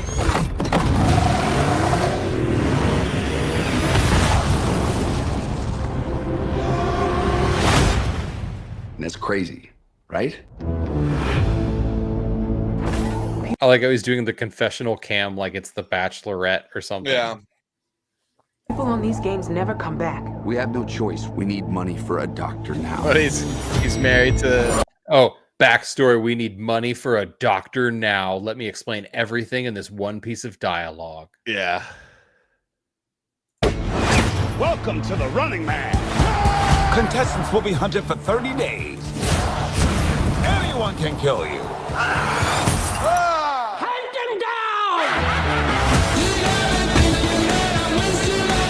Survive. It looks like a James Brolin is in this as well, or Josh Brolin. Yeah, Sorry. Josh Brolin with his tiny hands. Do you know he's got the tiniest hand? That dude's got tiny hands, man. He's got little hands. When I was working on Jonah Hex, I had to lasso out his hands with the guns and enlarge them like 5 times because his hands are so tiny. It looks so weird. That's hilarious. He had a pretty funny on that show Hot Ones. That's decent. He had a pretty decent episode. They asked him some questions, that like really kind of threw him off, and it was kind of interesting because he's been around, since he was a kid. So yeah, and he's a nepo baby. I'm not a fan so far. Yeah, dude, everyone's a nepo baby in Hollywood now. I don't even believe anyone. That's the thing is like. The reason why Hollywood has to do this DEI crap, by the way, guys, is because they've been doing nepotism for so many decades now. Dude, they've done it the best. Everyone was accusing them of racism, and it's like it had nothing ever to do with racism. It's elitism and nepotism, and they're like doing the DEI to like hide from the fact that it's just nepotism all the live long day. So they're like, oh no, we care because we're gonna, and so now you have untalented people who are gonna do nepotism, and then like kind of talented people who are gonna do nepotism, who are gonna do nepotism. It's just like eventually, like Hollywood is gonna be like a microcosm, like like Idiocracy, like that's already happening in Hollywood because like you have these executives that are functionally retarded. What's up, Scribe Comics? What up? What up? Welcome to the Salty and Savage Show once again, where we are hit the like button. Make sure you subscribe. We are Salty and Savage, 2 guys from Hollywood that used to work in Hollywood, who now live in the middle of nowhere and are talking crap about Hollywood while selling records and plants and comics. That's right. That's right. That's what we do. We sell records, plants, and comics in that order. But we're also watching the new Running Man trailer, which is going to lead into something else. So you're gonna like it. Hold on. And you will walk away with $1 billion. $1 billion with a B. And there's Tiny Hands right there. Tiny Hands McGillicuddy. Yeah. Look how small his hands are. They're so weird. Are they? Hold on. Let's just do a double check. I don't know. They look medium. They look medium. Look at his giant head, and then look at his little arms. His arms and his hands are small. His head is so big. His head is massive. I'm not yeah, dude. So your fist is 2 times your head. For your face. Two times your face. Yeah. Okay. Your fist is 2 times your face. That is tiny. He's tiny ass hands with a huge face. He got a riddle hands. Okay. I always thought this was fake. Oh, shit! Feeling pretty real now. That kid with the glasses is from, he's one of the writers on SNL now. You know, the super great SNL that's happening. Oh, now. yeah. Yeah, the great SNL. I haven't watched SNL since Norm Macdonald got fired. And in other news, I need weapons, an ID, and a disguise.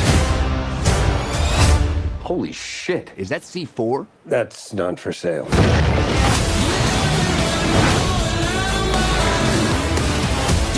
I am appreciative of Jeff Lynne's Electric Light Orchestra. Dude, a little ELO. I love ELO. ELO is one of my favorite bands. I don't care what anyone says. I don't care. Super underrated. I got one of their like greatest hits albums. It's you're like, whoa, I didn't realize ELO had all these awesome tracks. Dude, ELO is one of the best bands, hands down. I don't care. When I make my movie Silence Do Good, I will have ELO in the soundtrack in the movie, because if you're gonna travel through time, through American history, you should have ELO, a band from England. It makes sense in my head. If you're traveling through time, I think ELO does make sense. Yes. All right, let's continue. Don't you get it? This game is rigged.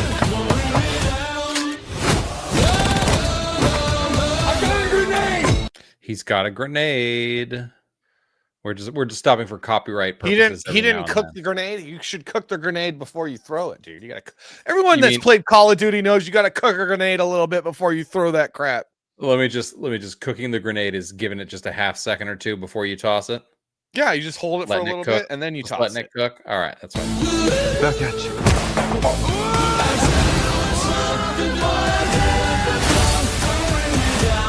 Everything okay, Mr. Springer? Yeah. Don't bring me down. You know why they cheered for you down there?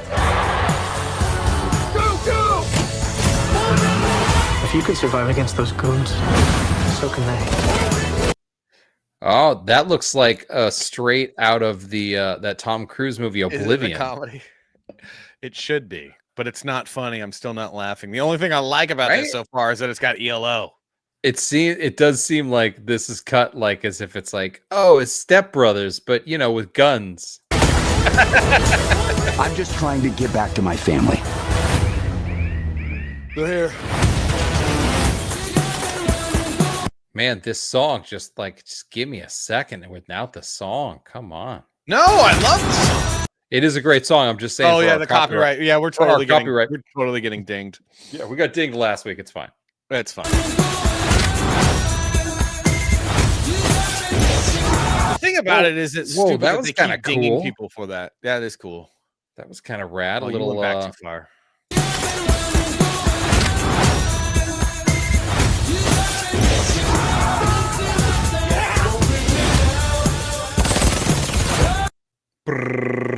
Man, what are they carrying?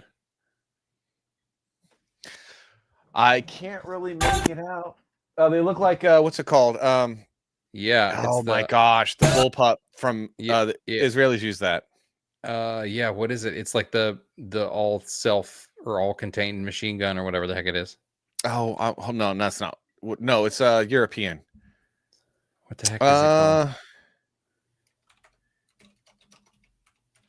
I can't remember the name, but it's like P something. P. I'm looking it up. I know how to find it. No, that's fine. No, that's fine. That's all right. We're gonna figure this out. This is the things that we do on the Salty and Savage show. We provide you with entertainment like this. Yeah, it's FN Herschel. It's European. It is a P90. The P90. Okay. FN P90. Looks like an FN P90. Oh, dude, turn the. Oh, look at that symbolism. Go back. Did you see that symbolism? That is Yep. exactly what Hollywood's all about right now. Taking. Hey, also like settle down. No. That's some symbolism right there, bro. That's some symbolism. They're taking all that's good and holy in the world and making it satanic. That is the perfect turning the cross upside down. There it was. You don't think you don't think that the writer was like, oh, guess what we're gonna do? We're gonna grab the cross and turn it upside down. Oh, that'll make all the anti-wokies crazy. We're gonna flip it over. Yeah, I know it's on a Slayer shirt too. Like it's been around for a while. We get it. Yeah, upside down cross. Yes! I'll be honest with you. Oh, whoa, that was what is he got in here? Oh, what is that? That looks cool too. Looks like just a Glock and like one of those hold on. That looks too dark. But it just looks like it's like a pistol. No, I don't know what that is. I don't know at all. It looks like a movie gun, is what it looks like. Yeah, it's probably just like a pistol, like a Glock or something. Oh, you know what? I think it just. I think it also has the. I think it has the shoulder butt that's like just flapped around. No, honestly, I think that's one of those things where like they have all these different like aftermarket things for Glock that you put the Glock in, and then it has a magazine here too for storage. And I bet you that they took that and then just made it so that the magazine's feeding the pistol instead of it being in the pistol grip. Because you'll have these things where it's like it's a Glock, you put it inside this thing to kind of make it a rifle, and then it has like storage for your secondary magazine, so you can eject and then grab it and then put it like that. I bet you that's all that is. All right, that's pretty. It looks dope though. I'm talking about the you put the Glock inside of a new chassis. Yeah. And then it's like a full body that it sits. It makes it more of a rifle. You've seen those things. I don't know what are they called. I don't know what they're called, man. It's called. It's like just get a rifle, bro. Like just it's a sissy bar for a Glock. Yeah, I'll just get like a 9mm AR build. You know, like a little pistol build. Just get a proper rifle. Why these guys? They're getting jacked. I can't just. Oh, is that what that is? I think I'm right. I think I might be right. It's a Spectre. Oh, is it? What the? See, I don't know that gun at all. Welcome to the Running Man. It's time to start running. We need some of the old sound effects. Dude, Jordan Horst for the win, bro. It's Spectre totally SMG. a Spectre. Like, so this one says Spectre M4 from Rainbow Six. Okay, yeah, that's totally a Spectre M4. Yeah, bro, you're right. No, I don't know though, man, because the magazine was straight down and this magazine's at an angle. So, although this one, no, it's a little bit of an angle depending on how you're holding it. No, this one, this Spectre has the magazine. Yeah, it's absolutely a Spectre because the way the sights were, the big old blocky Jordan sights for the the win. Gap. Dude, super good call out, like super good shout just from a quick look. Damn. I mean, I know guns a little bit. Somebody plays some of these games where was it Hell Let Loose, where he's like, I know every single. We got to hire Jordan on for consulting on weapons and crap. That's not bad. Good shout. So anyway, The Running Man. This is a film that was done famously by Mr. Schwarzenegger, who is like one of the biggest and baddest and most incredible 80s movie stars ever. He did movies in the 90s and other things after. I don't know, maybe he followed his career, but his 80s action movie status is unparalleled. So we figured we would take the opportunity to take this Running Man remake and turn it into our top 5. That was the longest intro That was the longest intro to get to our intro.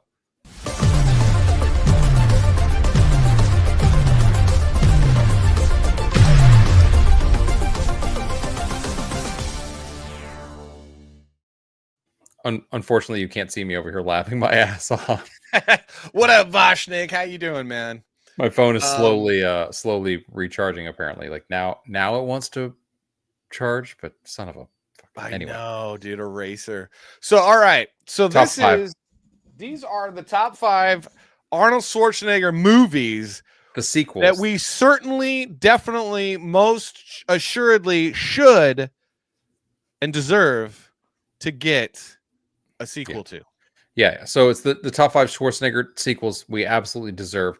Maybe they're not doing these, maybe they shouldn't do it, but I don't know. I feel like we feel like we deserve these. This is an incredible list, and I think we will. I think we'll have some agreeers here in the chat. Some people who will 100% join in, because I'm not gonna lie. Like there were so many good films, and you're like, oh well, it could do for a sequel. You know what it could really do for is a ridiculous sequel, and that's what we're here to do.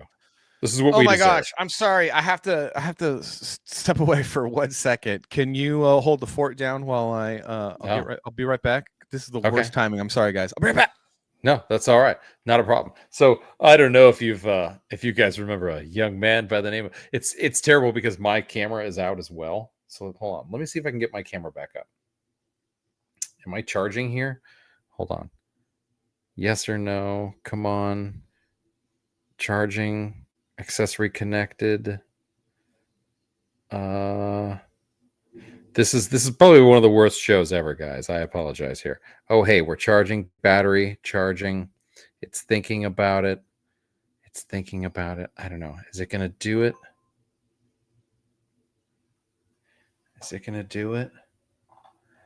Can I do it? Can I bring the camera back? Is it gonna even? Oh my God. Now you're gonna see me at my closest and nastiest. This is where you know I use the Beard Balm here. Look at how incredible this is. Look at this incredible mane of hair on my face. I apologize. The show is just gonna start losing viewers by the second. Let me see if I can get this thing set back up. Hold on a second, guys. All right, so we lost Salty, but that's fine. We're gonna see if I can get I finally got a little bit of a charge on my phone. We're gonna see if I can get my camera back. Not that like my camera makes the show, but I'm not gonna lie. The camera's it's a lot better when you can see my dumb face. Oh my God, did we not need to be that close to you ever in life? Dude, it was so terrible. I apologize. We can see pores. It was bad. Dude, thank you for. I need to trim my beard. I'm sure it's gonna. My beard myself, which is really annoying. So I wait because I always cut it too short. I need to find a barber to cut my beard because I don't do a good job. I'm one of those guys. So there's like, I'm bougie. I'm gonna go get someone to cut my beard. All right. So Dude, top 5. Okay. So every time I try to trim my beard, like I'm like this close to cutting it off because I always it's a butcher job, bro.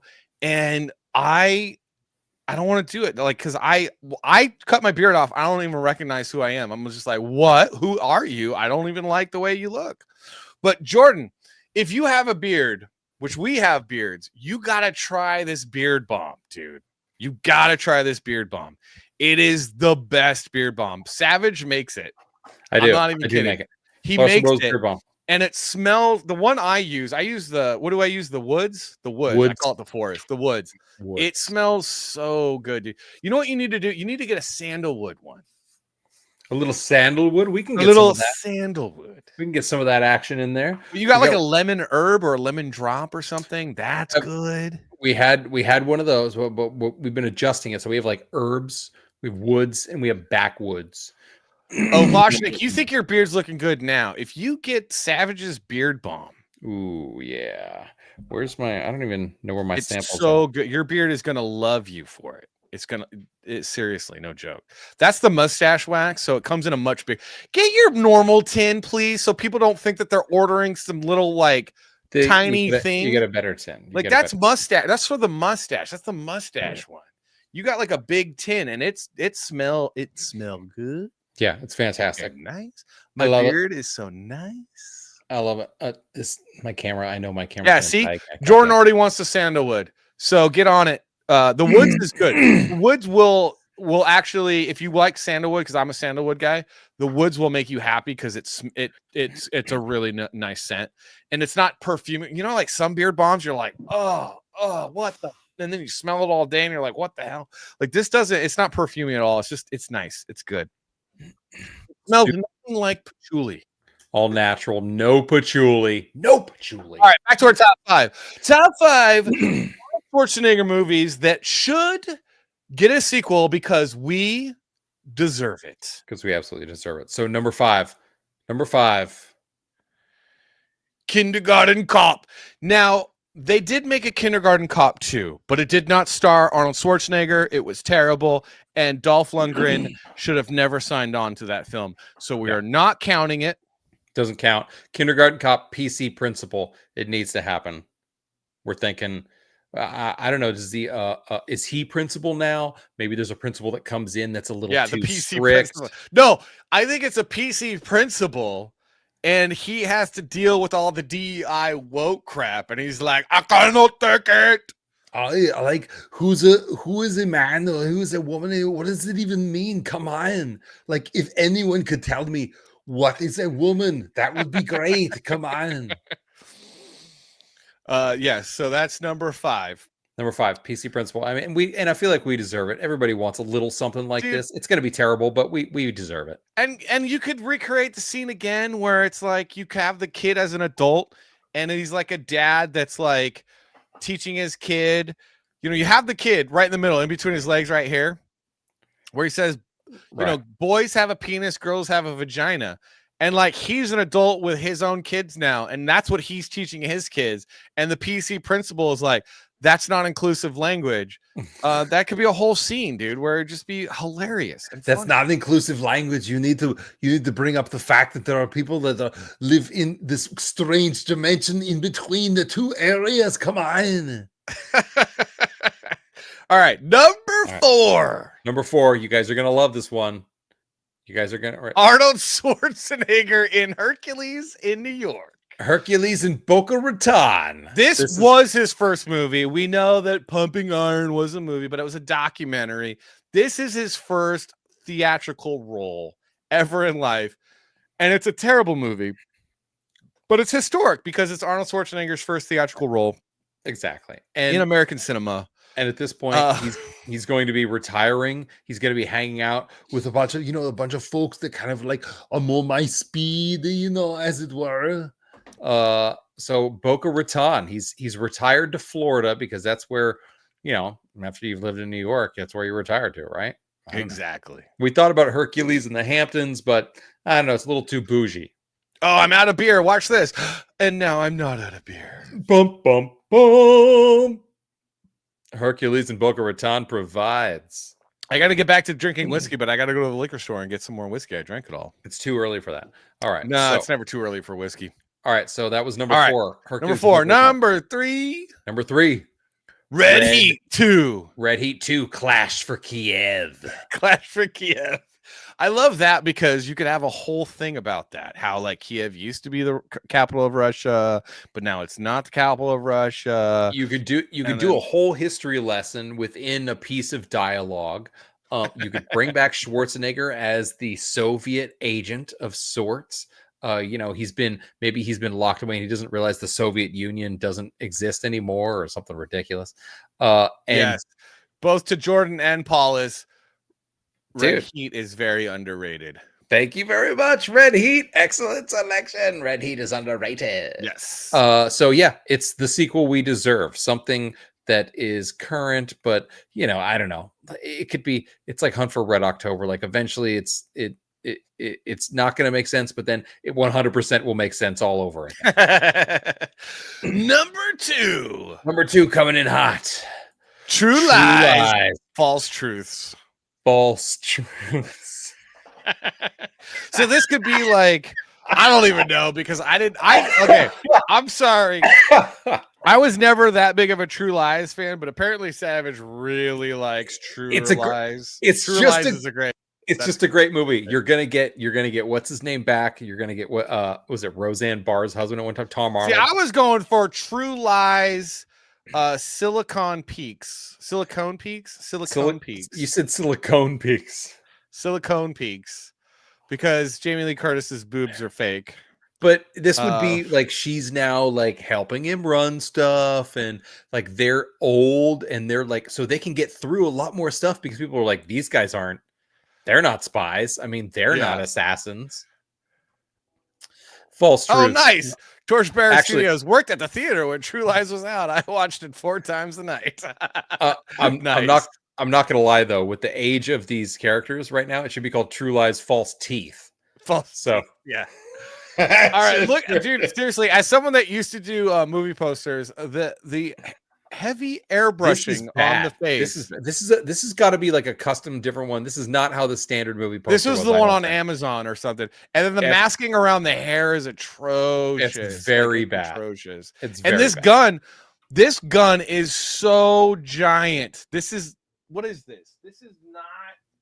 Dude, no, it's terrible. Jordan, what gun is that? That is not a big gun. That is a small pistol. Not to mention that he's pulling the trigger. He's not even just like resting. Well, no, like he's totally pulling the trigger. But I'm going to tell you right now, that is not Arnold's hand. That is the person that made this poster. That is their hand, or someone that worked at the studio's hand. And this is like the tiniest hand. Get my hand, okay? Get my hand, all right? Holding a tiny pistol. And it's just all okay. Anyways, it's all kinds of bad. Sorry. It's all kinds of bad. Okay. All right. Sorry. All right. Okay. Yeah. Okay. Thank you. Yeah. I thought. It's a Ruger P series, which is not a large pistol. It's not. They're not. Not many of the Rugers are large. It's a little small. It's like, am I wrong, Jordan, when I say that it's larger than a Walther PPK, but not much. True or lies? All right. See, I can't even know all the pistol sizes because, good Lord, there are the pistols because there's just. Hey, so many man, now. just stop obsessing about knowing pistol sizes. It's okay. Pistols. Oh my! You want to see my pistol size? Wait, what? Yeah. All right. So number one coming in hot, and we're not gonna lie. This is the sequel we deserve. This is the sequel that we deserve, that everyone deserves, and the one that we should get, and the one that we all have wanted for years. Twins again. Come on, dude. You know that would be hilarious. And dude. after his run on It's Always Sunny, like Danny DeVito coming in with Arnold and doing this movie would be so insanely funny. Danny DeVito is down to do anything now, so the comedic level is really up here because Arnold is like, well, I'll just do like what I always do, right? Come on, the bridge is out. But Danny DeVito, I mean, he was the trash man in It's Always Sunny in Philadelphia. Like he does things, levels of depravity that we're like, Danny, come on, buddy. But it's hilarious. So I'm going to tell you what is really bad about this poster. Is the thing that's bad about this poster is that it shows you just how short Arnold Schwarzenegger is.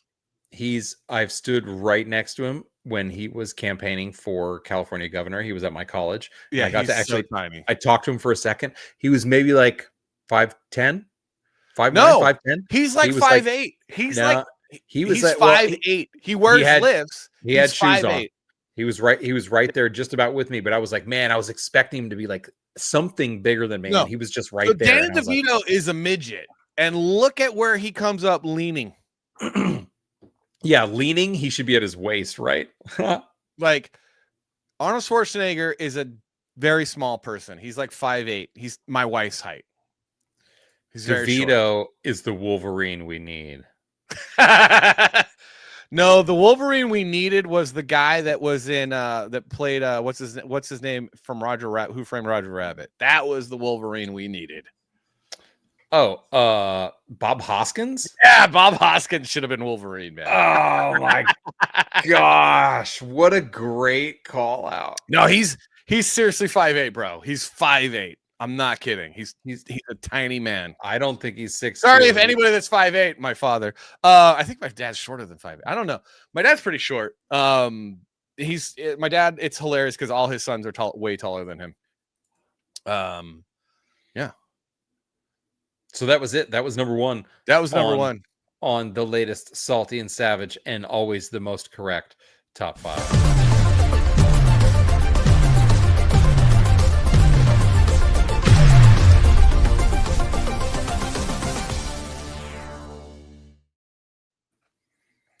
Did I lose my camera? Wait, was I not on camera that whole time? No, just for like the last 5 seconds. Oh, really? Why did it go off camera? I don't know. You tell me, bro. That's weird. That's because you didn't have enough Beard Balm, man. Oh, well, I gotta get more Beard Balm. Yeah, I gotta get more. Dude, the Beard Balm is really good. You guys need to get it. We actually have t-shirts too that you guys should get, but whatever. Just get the Beard Balm. Yeah, we got t-shirts. We got dude, one of the coolest ones we have. Make America 80s again. You're wearing it right now. Oh yeah, look at that. This shirt. I guess there's lots of color options. I mean, oh wait, my name's covering it. Oh, look at that. Oh, it is a killer shirt. Oh, yeah. Good shirt.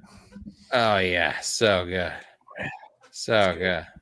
So yeah, make America 80s again. Right now it's $23 if you wait like a week. Just wait a week, it'll be 16. Yeah, if you wait a week or two, they do a deal on this site like twice a month. So if you just wait, you get it for $16. But we got we got a few other ones, so just check it out. Turkey Robot on the TeePublic action. All right. Yeah. So do it to it, guys. Dude. What do you think? So how was our Jon Malin show, right? Well, I think we're still stalling. We're still stalling for John. I'm sure. Are you guys honestly? stalling? I'm sure something happened, man. Like it's not that big of a deal. You guys should though. Let's bring it back up. It's not a big deal. It's so funny though. I mean, dude, it happens. All right, man. Still waiting for. It's like when those live feed comes in. They're like, we're still waiting for our reporter to come back in from the scene. Still just waiting. Can I let's make a quick note here. One of the biggest things on Netflix right now is Ed Gein.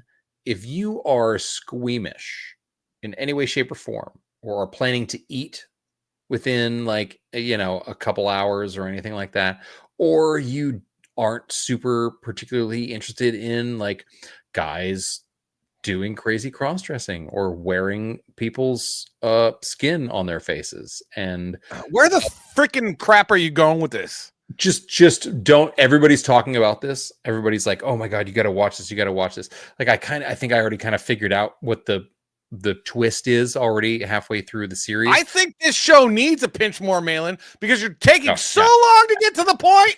Dude, we're sitting here at the bar. We're just chatting. What I'm getting to is like, unless you're super into those things, maybe just hold off on Ed Gein. Ed Gein's a little much. Oh, the horror. That was a horror movie, right? Yeah, it's about this serial killer Ed Gein. Charlie Hunnam, who's a ridiculously good actor, and he turned down the role in the 50 Shades of Grey movie. This is kind of like a big deal behind the scenes. He was accepted to do the role. Girls were losing their minds. Their panties were already wet. And he was like, nope, never mind. I don't want to do it, because he thought there was going to be too much pressure about him taking on this one particular role. And then ironically, years later, he comes back, and now this role that he's doing right now, everybody is going to be talking about it. And they're going to be like, he's going to be, I don't know if he's not going to be typecast, but everybody's going to be talking about this because it's really something else. It's wild. It's over the top. And not everyone's going to be talking about it, but not for good reasons, for bad reasons, because it's terrible. Because it makes you, it's done like, they make references to Hitchcock films, because some Hitchcock films, utilize, like Psycho was based on Ed Gein.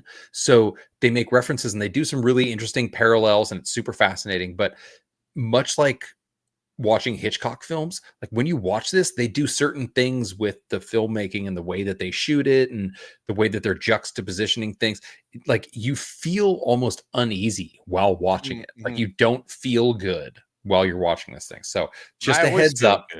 Just a heads up, if you're interested in diving into Ed Gein because you're a horror fan, it's a lot. I was like, damn, I need to take a break. I watched a couple episodes and I was like, I'm gonna step away from this for a while.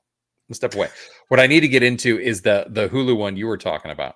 The where the dude, the guy who's in everything now, where he's playing the football star. Oh yeah. Let's watch that. Let's review that, because I want to be interested. Because so far I'm like, I got mixed feelings about it. It's not bad, but it's not great, and like I feel like some of the themes in it definitely wasn't written by someone that played college football or knows anything about football. as most like good football movies, right? Which I find a little unfortunate because I feel like even like you should have at least had like somebody in and around football that's a writer consult for you or something, and they didn't do that. But let's take one last look, guys. This is the campaign. Jon Malin's Black Riding Hood, number 1 and 2 that you can get. Some people have gotten 1, so you just get 2. It's got some great covers. You got a cover by Jon Malin, which looks beautiful. You got a great cover by Shane Davis. You're gonna get a cover by Skyver. I think there's a couple more covers coming. There's the 24-hour cover that's got some bobbage on there. That's the cover that and if we all can pull together and get to the $150,000 stretch goal, we all can force Jon Malin to where Die Hard is a Christmas movie, because Jon Malin foolishly thinks that Die Hard is not a Christmas movie. But I tell you what, in the Salter home, it is not Christmas until Hans Gruber falls from the Nakatomi Plaza. It is not Christmas. Okay. And what's my name? There you are. Sean Salter. I was going to say Snoop Doggy Dogg. Oh, wait. Wrong. Home. It is not Christmas time until. So Jon Malin is wrong. Die Hard is a Christmas movie because it starts off with Christmas time in Holland's Queens. All it does is play Christmas music through the whole thing. It happens. Christmas movies don't always have to be about Christmas because there's all kinds of things happening around Christmas time. Okay? 1000% a Christmas movie. Thank you. Thank you. Jon Malin's not wrong often, but he is wrong about this. McClane is Santa Claus. Exactly. I'm finally someone understands it. Santa McClaus. Now, I will say Lethal Weapon is not a Christmas movie. There's nothing Christmas about Lethal Weapon other than it happens during Christmas time. They ain't playing no Christmas carols or Christmas music. So Die Hard is more of a Christmas movie than Lethal Weapon. I think there might be like one clip or something like that but no, it's not a Christmas movie. You know, I'll tell you what. Die Hard is a better Christmas movie than 90% of all the Christmas movies. 95% of all the Christmas movies. It's better than The Family Stone. It's better than supposed to be a Christmas movie, which is also not a Christmas movie because it really doesn't have anything to do with Christmas. It just happens during Christmas. It's better than It's a Wonderful Life because that's boring and black and white. It's better than Love Actually, which is a terrible movie. Oh my gosh. People are going to riot in the streets because you said that. Ugh. I will be honest though, like every year we watch you watch Love Actually. Yeah. No, we watch the other one, the New Year's one. New Year's? What's the New Year's one? Is it called New Year's Day or New Year's Eve? New Year's Eve? The other one? I don't care because I love the story of Zac Efron and Michelle Pfeiffer's that storyline I like. You know, because like I don't think I've seen those movies wouldn't be bad if it wasn't like 50 storylines all happening in one movie. If they could just have focused on one storyline, it would make a great movie. And it's like, but no, we gotta like have like all these storylines. New Year's Eve. My wife texts me, New Year's Eve. It's called New Year's Eve. I want the movie of just Zac Efron's character and Michelle Pfeiffer's character because I love Michelle Pfeiffer. And Zac Efron's great in that. I don't care. And that's a cute story. I don't care what he looks like that now. Movie. I don't care. It's super gay. I don't give a shit. Whatever. And National Lampoons, of course. National Lampoons is Christmas Vacation is a great movie. Yes. As is tradition. And Home Alone 2 and Home Alone 1. Home Alone 2 being the better movie, but Home Alone 1 and Home Alone 2 are also great Christmas movies. Right. All right, dude, you ready to Is that our show? That's our show. We're gonna do it to it. We did a few things and we got real and fake. We got top 5-y. We watched a couple trailers. We had an entire Jon Malin show without Jon Malin showing.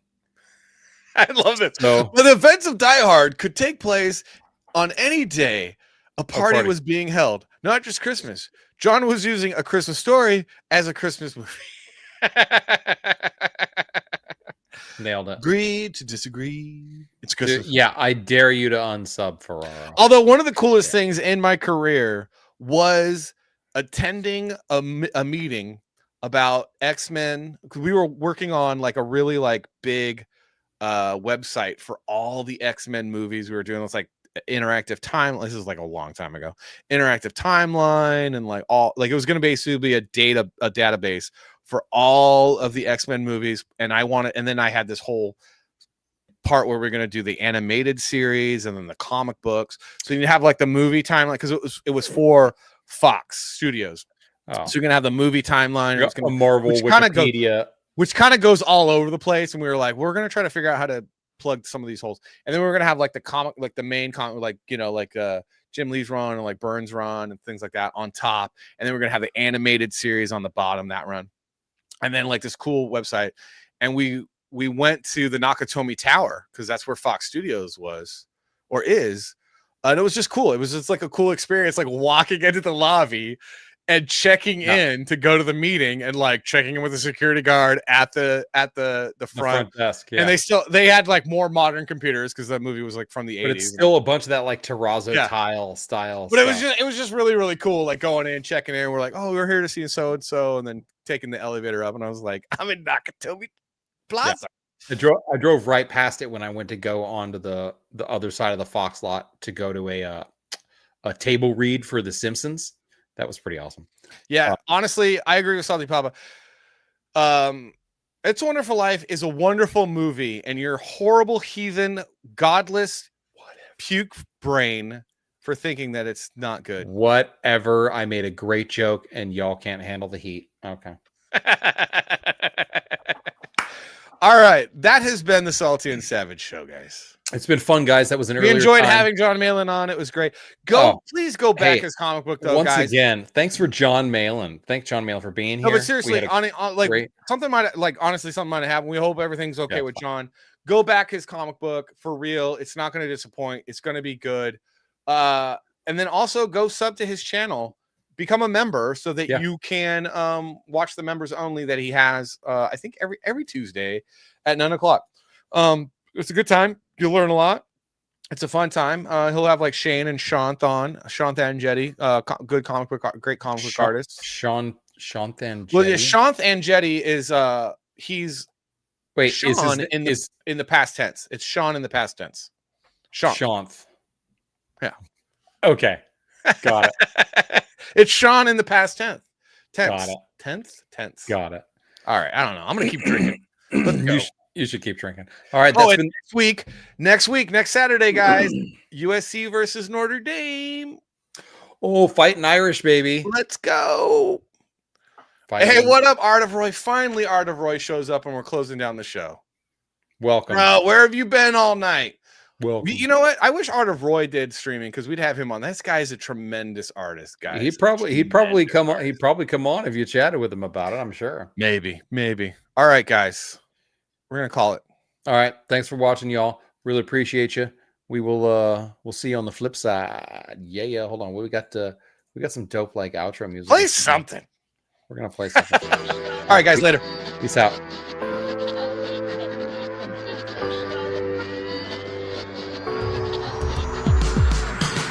It's all there, black and white, clear as crystal. You get nothing. You lose. Good day, sir.